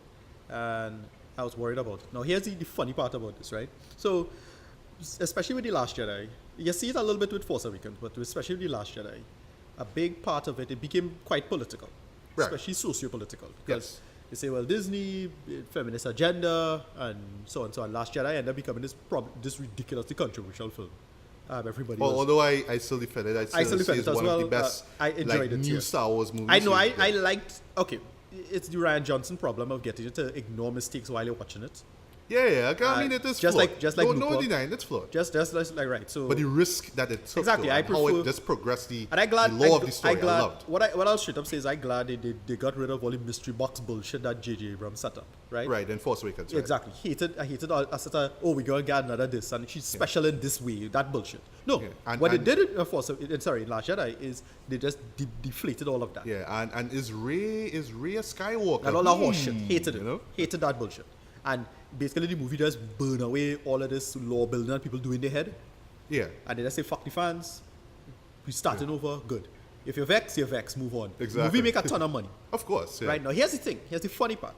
Now the movie that's catering to the fans in the most shallow way, which is, oh well, finally the character that everybody like, Han Solo, getting Yep. this movie, so and so. And then another, again, a socio-political aspect and dimension to it, which is the movie starring the white guy. Is now the lowest rated movie. Yep. And it really comes across like some kind of intentional trap by Kathleen Kennedy, because she they wanted to get fired and resign from so and so. And everywhere else that all noise they're making. Yeah. But the movies that making the money, and the movies that didn't make the money, not sure what went down there, what Phil Miller was going to do, whatever. Yeah. I just want to just fill us in on what Solo is about. Well, it's about Han Solo. Yes. Right. But basically, it's the origin of Han Solo. His life. We see him as a kind of a grown orphan on Corellia. Mm-hmm. Right. He has a girlfriend. They had some plans. Yeah, played by Emilia Gil, Clarke. yeah, Yep. Emilia Clarke. My Gil. Yeah, Dragon Queen herself. And they get separated, unfortunately, in the beginning of the movie. And he has to go get separated. He signs up with the Empire to fight. And then he by accident, bounces up some mercenary type, bounty hunter type, scavenger types, doing a job to steal some ships. Right. And basically, he wants to do a job to make some money to go back to Corellia to get her. But the movie twists it interesting by she meets him halfway that, so he doesn't have to do that. So where Right. does he go from here? And what you learn is that because the job they fail, they have to go and get more of this mine, basically the space fuel to solve a problem, basically to get money Right. and to, well, save the skin. The movie is not very well told, however. No, it's That's not. the problem. No, after warning you guys here, we're gonna get into some spoiler territory. Yeah. Not too much, Not but too there's heavy, a but- specific spoiler that we have to address, right? Right. But what are your thoughts Okay. on Yeah, Solo? the problem with this, again, much like, but not, it does not have the same technical problems as Ant-Man, but what the main problem with this is the pacing. Yes, Pacing it is is. pretty bad. It is. Especially that first act. Everything you just have to, they don't give the movie a time to breathe. So everything is just set piece to set piece to set piece to set piece. No one is set up properly. No characters and character relationships is not set up properly. And because of the bad pacing, character development is severely hampered. Especially two characters in particular. The robot, L3, Yes. right? Which I think wasn't the worst idea for a robot, but it's really poorly set up. Yeah, it was an interesting kind of feminist spin on Well, it. it's not. kind of. Well, it's not. No, not feminist. More like Well, it's a social justice Yeah. robot, whatever. Which is- SGW kind of. right, it's a social justice robot. And then the Cloud Riders.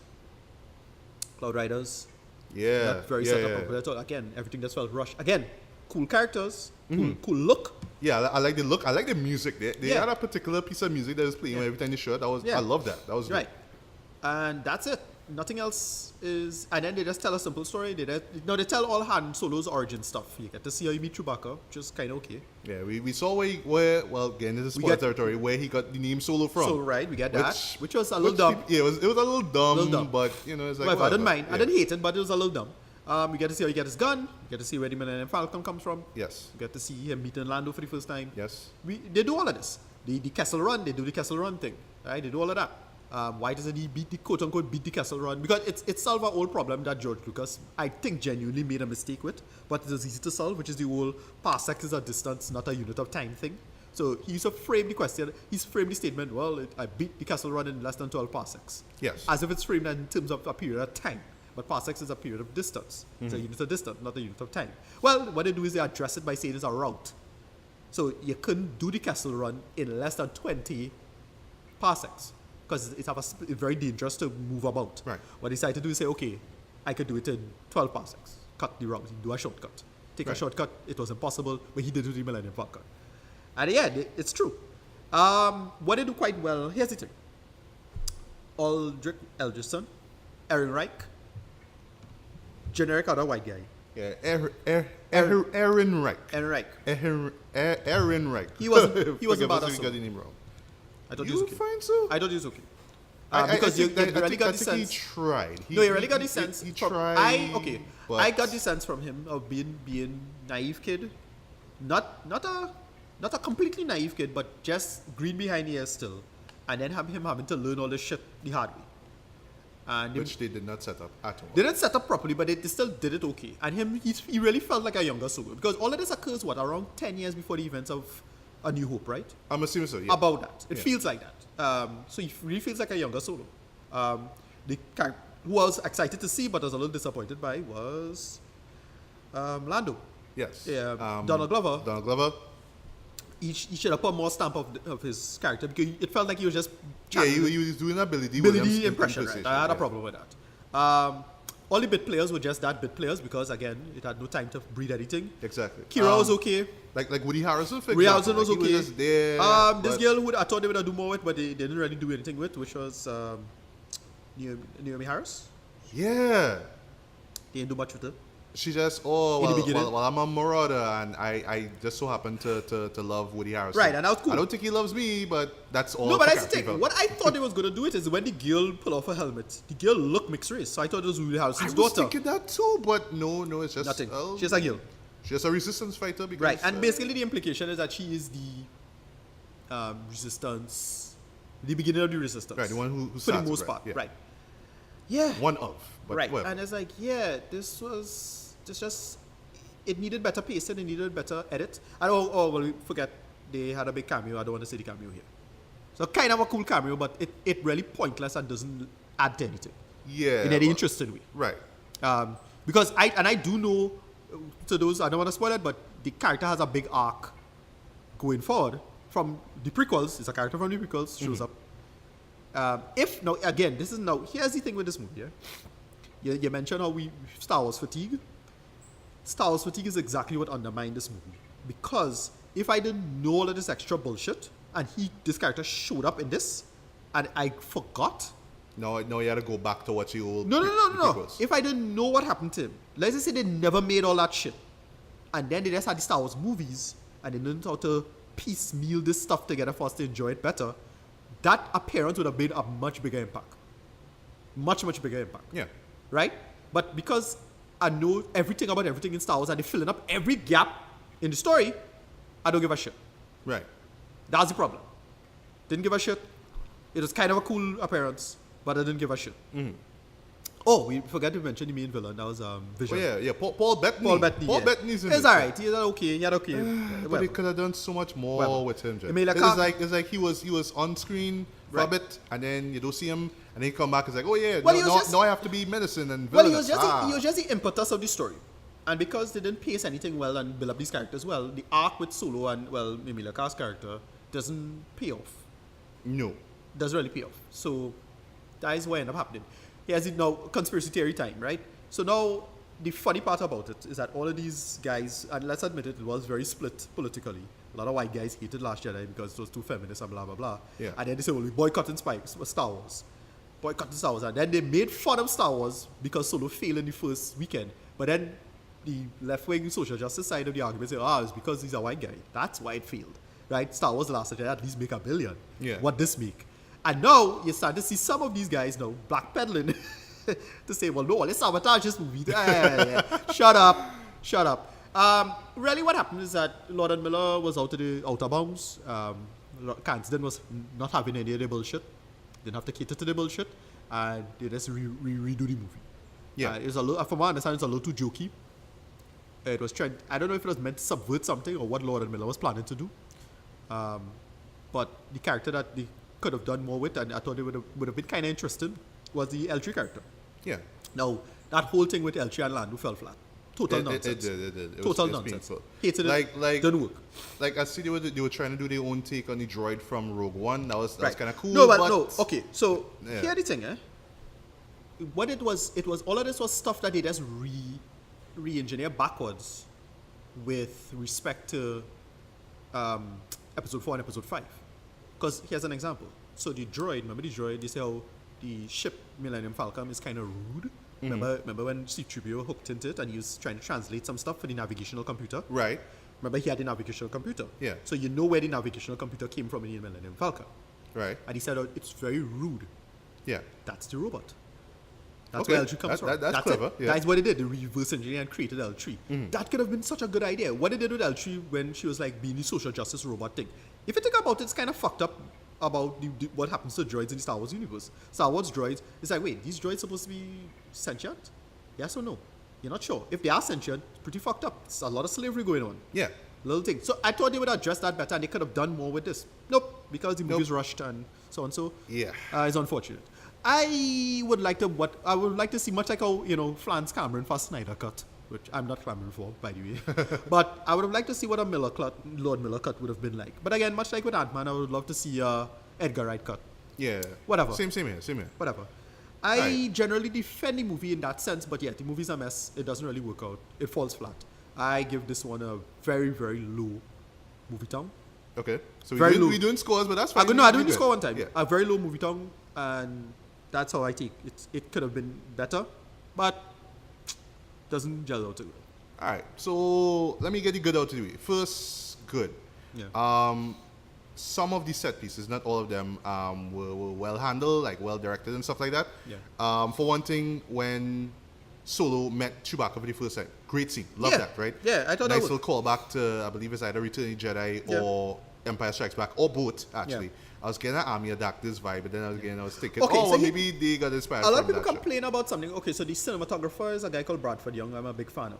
He did the cinematography for Arrival. Ooh. No, a lot of people say his cinematography style didn't fit with this movie. Because a lot of people think everything was too muddy and brown. And it's like, no, that's fine. I don't really have a big issue with it. I was thinking a lot of like shadows and silhouettes, Little especially too much in of the it. first act. Yeah, Lots a of little too much of silhouettes. shadows. Yeah. But a lot of people complain about that. But I was like, I think his style didn't really fit the film. Everything should have been a little brighter, frankly. Yeah. However, Like for the moment that they just left that planet, well, when they had Corellia. the war going on, right?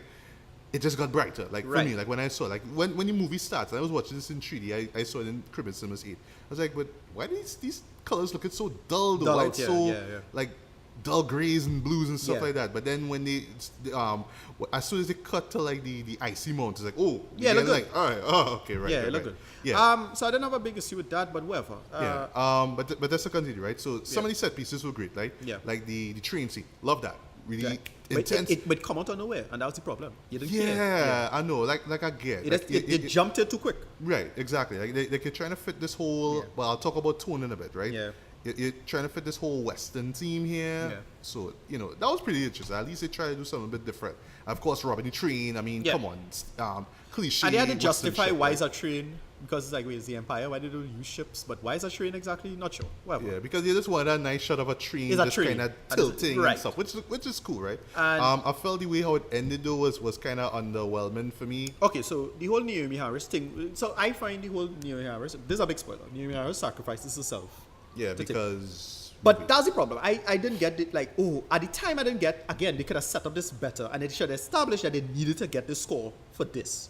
Exactly. All of them would have been dead anyway. And they had an opportunity. There was a freaking campfire scene before they got to that. And they didn't do it, that, and they wasted it. Was just, they should have really set the stakes up for that. Yeah, there was just, love, let's kiss, blah. That's what are you going to do the money? Yeah, you really could establish it. I didn't get that they needed to do that score, and they had to do it because of the guy. I didn't get it at all. Yeah, well, good thing I bring up too, because for one thing, because you have like these brief little gaps, right? These brief gaps of character interaction. But they could have done so much more with just establishing the characters. So, okay, this is what we have to do, But let us understand these characters. And I really felt it more for Solo, for example. Right. For one thing, him. Well, I understand the sacrifice he had to make in terms of getting onto that ship and then getting enlisted into the Empire, basically, the war. But the way how he just kind of brushes off the fact that he had to leave Emilia Clarke's character behind was just so quick. And it's just like, well. And you could argue, is a matter of survival or what? No, but everything. Still, it was that's just the like, thing. Okay, so well, she didn't make it, so fuck it. That's let's the whole thing. continue, He couldn't do anything anyway. And then when they again with their arc, it's never established how bad or how low she had to go. Yes. To get out of and it's unclear. That's I hated all of that. And then she just kind of shows back up in Paul Bettany's place, right. And it's just like, well, yeah, I got here, Well, I forgot what it is she said. And she said, no, you say you got out. And he said, no, I didn't get out. Right. So it's like, oh shit, okay. But it's implied that she's a concubine / helper / kind of, but I don't know, yeah. But yeah, so cinematography was, well, I mean, it's a Star Wars movie, so it's fine, it looks good. Music was okay. They do harken back to some John Williams themes. I thought that was clever, but not too abrasive, of course. The opening sequence they should have do better because they didn't need that whole big car chase nonsense. And the purpose, I get the purpose of it later because with the Millennium Falcon, but that they could have do that setting up those two characters better. Exactly. It was more like, okay, once again going back to film school. In the first 10 minutes, you have to establish what his character who he is and what he could do. Yeah. So let's have this chase scene because we have to show Han Solo being his best pilot and blah, blah, blah, blah. But still, it was a little too, okay, y'all just jumped the gun a little too fast here, but. Yeah. Acting. Everybody pretty much did what it is they had to do. Yeah, they were fine. I didn't have any big problems with anybody. Again, only the LG thing. But again, LG in concept was cool. Yeah. I thought it's a good concept. It just didn't have time to flesh it out properly. It's an annoying character, but if they fleshed it out better, it wouldn't have... so you just get the annoying parts. Yeah. Homeboy Alden, who plays Han Solo. I mean... He was okay. He was okay. I actually liked what he did. Yeah, what he did with it. He did what he was supposed to do, but then when you think about it, just him having to fill the shoes of freaking Harrison Ford. Right. I mean, that's near impossible. Yeah, right? that's a problem. I wasn't expecting him to make miracles, but whatever. But at no point I got the sense that he's supposed to be the Harrison Ford version because again, he's the younger version. He have to be really unsure of himself, and they did that. I thought they did a lot of that, where he's a bullshitter. Right? And we know Han Solo is a bullshitter, as established in episode 4. But in this, they make him the bullshitter too, and you tell he do a lot of his bullshit got called on, which I liked. Yeah. I liked a lot of that. But then he made the big choice at the end, in which again they made a reference to hand shots first. Yes. That's all you'll say. Yeah. I like all of that. Which caught me off guard. Like, shit. I like all of that. Oh, okay. But like one of the best moments is when he talk about it's a bunch of mercenaries in this ship, so and so. And it's a big funny scene in the movie. And then the ship just takes off and goes. And it just totally embarrass him. Right. And great scene. But again, it's established how Harrison, not Harrison, how Han Solo is a character who could get called out on the bullshit now. Exactly. This is him in his time when he's getting called out on his bullshit. Yeah. I like that. Right, okay. Woody Harrelson, Emilia Clarke, Donald Glover in particular, they were fine as well. I mean, Donald Glover didn't stand out to me. No, I find it was a little disappointment. Yeah, and not just so much about the performance, but, what they do with him. They don't really use him that much. That's the thing. So the running joke about all of this is that, we should just get a Lando movie instead. Lando's a character that's not fleshed out anyway. We don't know how. Because that's a big part of, again, this is what the problem with Disney and what they're doing with Star Wars, is that because they're doing this and then they only clamoring to what they think fans might want. Yeah. It end up going backwards, unfortunately. And because we have so much of it, nobody cares. You don't need to fill up every gap in the Star Wars universe. Exactly. That's a problem. There's no need for that. Paul Bettany, I felt that he ended up getting the short end of the stick, basically. Yeah, he didn't do anything. Because, you're supposed to be this threatening, gangster character. And so cliched, by the way, but they could have given him so much more to do. Yeah, they gave him like 2 blades and he do like a nice little fight scene with Emilia Clarke, which looked cool, but oh gosh, give him more to do. Give him more presence in the movie. Make me actually feel threatened by this guy, right? We should have gotten a better sense of the gangs as well, and what the gangs were doing. Because they only set up at the end, the gangs actually working for the Empire in some way, shape, or form. Yeah. And I kind of like that, but at the end of the day, they could have do more with it. Yeah, exactly. But on to the not so good, right? For me, I felt that there was no real sense of like tension, like oh shit.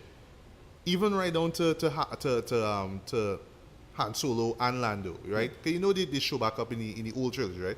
But still, there was no point where I was like, oh shit, if they don't do this, they will die, or people around them will die. It's just like, well, they probably will get out of this alive because it's a Star Wars movie afterwards. Like they attempted to go dark, but they never. I'm not saying they should go full dark, but still raise the stakes up a little bit more. And it's just like, okay, we have to steal this, we have to do this, and we have to bring it back. I actually didn't mind any of that, because personally I didn't want the lore bullshit creeping in too much. Like that's what killed Rogue One a little bit for me, because you had the Death Star, you're doing that, and then they decide to bring Darth Vader in the end. Look, it's clearly fan service. Of course, I mean, but I didn't need to do it. Yeah, and I like the ending; it's fun, but it's too much fan service. Like if they just ended it better, with them just getting blown up and dying, and they had a better sequence of them doing a good job of trying to survive. Yeah, that should have how the movie end. You didn't need to do this ending, but whatever, it's for nerds. Yeah, who cares? But I don't know. Like for me, just raising the stakes, amping up the tension. Like especially for scenes like with the train scene, for example. Yeah. Like I would have been more enthralled and more entertained by what I was seeing. But I was just watching these set pieces. I'll talk about set pieces now. It just felt like okay, well, here's a cool idea, bap. Here's a cool idea, bap. In this one, we could bring up the whole 12 parsecs thing, and we have the Millennium Falcon in action. Right. Here we go. Yeah, and they do a good job, right? And they do a good job of why the Millennium Falcon in a hot mess, because it was nice and neat in the beginning. Yeah. They show why the ejector. They do the ejection. Yeah, so that's why section. That's why the shape of the ship look like that now. Cool. Little things. Yeah, but I don't know. For me, it just felt like just a bunch of action set pieces just strung together by a very, very, very thin plot line. And just talking about that plot line in a sense, because I don't know, like I just could not help while I was watching the show, and just think this really is kind of pointless. Shit. Like, yeah. Good idea. Like, okay, like, all right. All right, so fans really wanted to see the beginnings of Han Solo. Right. Okay, all right. We see how he got his name. We see where he got the Falcon. We see where he first met Chewbacca, which was a great moment, actually. I don't know, but the chemistry between, the chemistry between him and Emilia. Well, okay. Emilia. All the chemistry. Okay, so between him and Emilia was bad. Him and Chewbacca was good. They real try to force the romance. Him and Chewbacca was good. Him and Donald Glover was pretty good, I thought. Yeah. For the most part. I didn't have a by the way, speaking of Chewbacca, I thought that he stole the show. He's the best character. Right. Just saying. Yeah. But awesome. They could have done a lot more with this. As I said, look, it's Ant-Man all over again. They do what they had to do.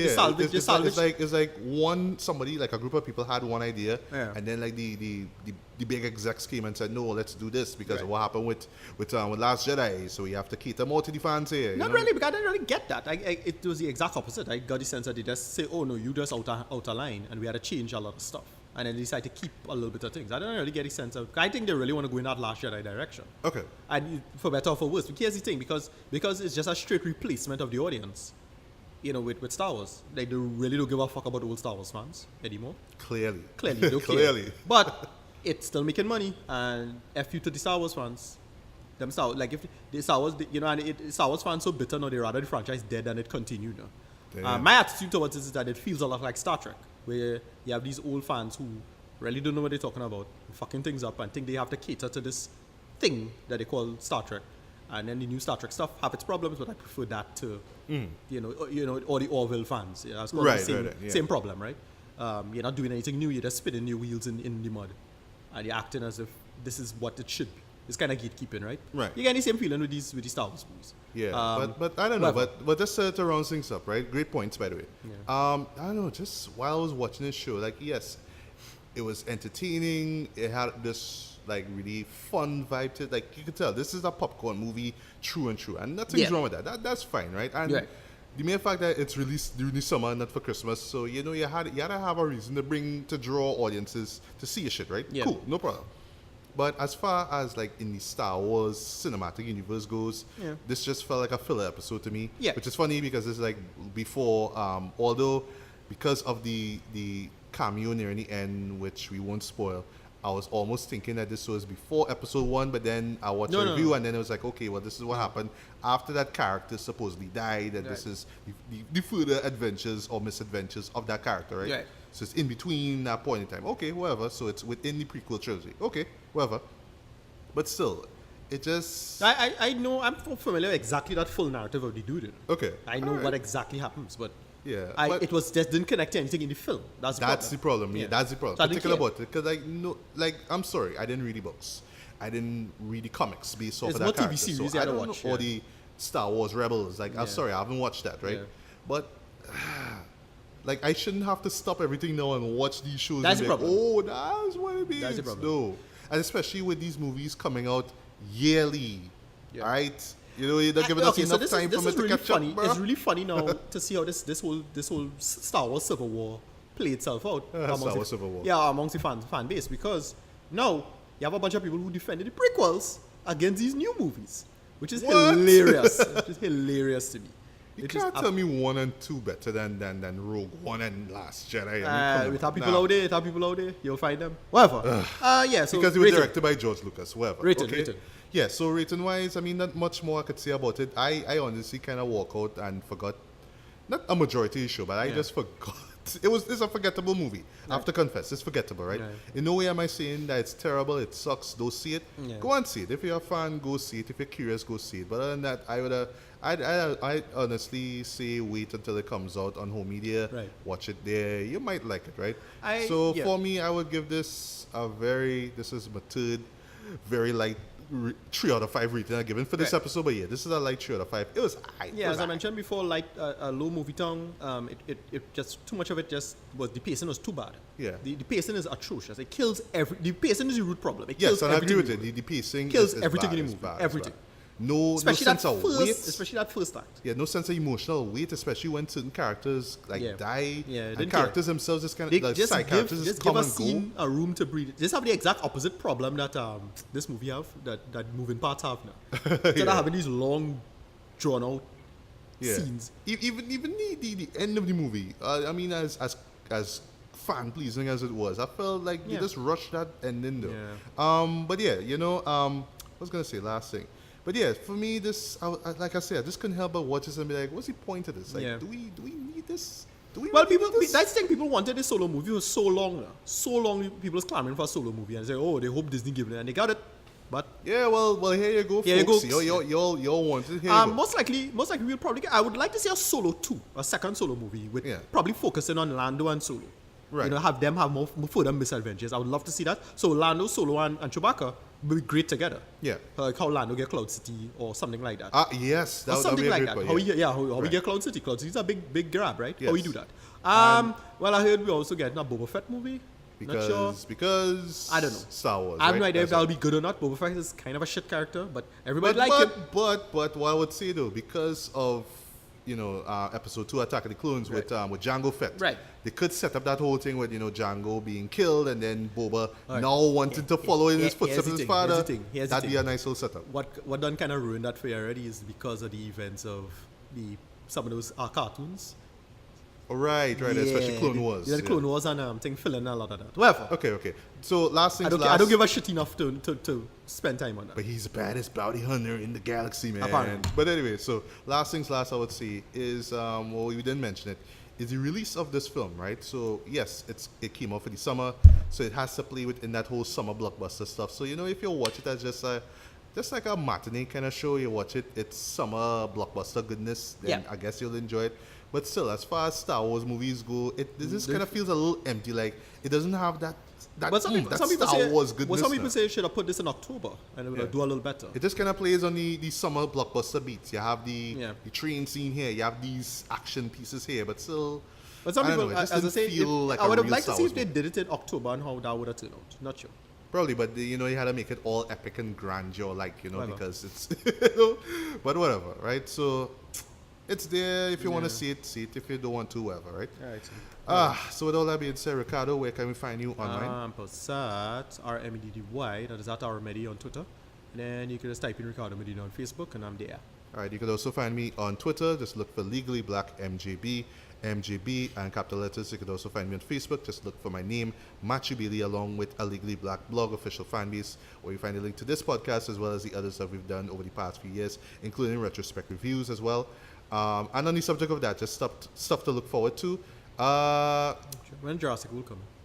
Jurassic World, I think we're supposed to get either in the middle or the end of this month, because June just started actually. Yeah. Well, on the subject of that, so stuff to look forward to. Jurassic World's coming out, Ocean's 8. Okay. Which yeah, there's even Ocean's 8 are warming up to it, because the first I haven't seen trailer. I haven't seen those movies theatrically, by the way. Well, the first trilogy. Okay. Yeah. I watched them on cable and I thought they were fine, but Right, I got back to them. I saw 11 on cable, I saw 12 in theaters, and I saw 13 on cable. I waiting for, I don't know, 8 are warming up to. Right, but you could tell that they set it up a new trilogy, right? Because if we had 11, 12, and 13, 8, 9, this 10. one will be 8, 9, 10. Right. Ha ha ha. Right. I as I said, the last trailer I like, because the first couple of trailers I hated.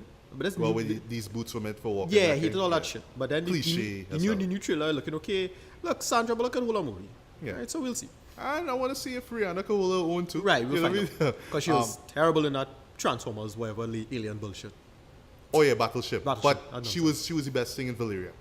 Hands down, she was Wow. the best thing in Valyria. I know. That's sad, though. Set the That's bar a low, low set the bar, bar dude. real low, but she was the standout performer in that movie. Yeah. All right. Analyze that for a sec. Yeah. There's also The Incredibles 2, which Yes. keeping my expectations low for Pretty that low one for too. that, yeah. Because I mean, we had to wait 14 years Yeah. for this. I just, here's the thing. Look, Helen Parr is a cool character. I want to see what they do with it. I'm excited. But I really wanted them to do a time skip and get us to see Jack. Well, it would have been a time skip. Let me see a teenage Jack. Let me see a mature. I forgot the kid. The son, the older son. Dash? Oh yeah, Yeah. Dash. Right. And although like I've avoided all trailers for this at all costs, because why remake this movie? Superfly. Yeah, whatever. Yeah. Why? But anyway, I don't know. I can't really guarantee at the moment that we will check it out. But when that time comes, sorry, you'll see. And yeah, that's pretty much about it. So once again, guys, good morning, good afternoon, good evening, good night, whenever you listen to this. This was Machubili and Ricardo Medina. And we are signing off for another episode of Beers, Beats, and Bailey. So until the next one, take care. Peace. Yep. Put the wreck in the raw.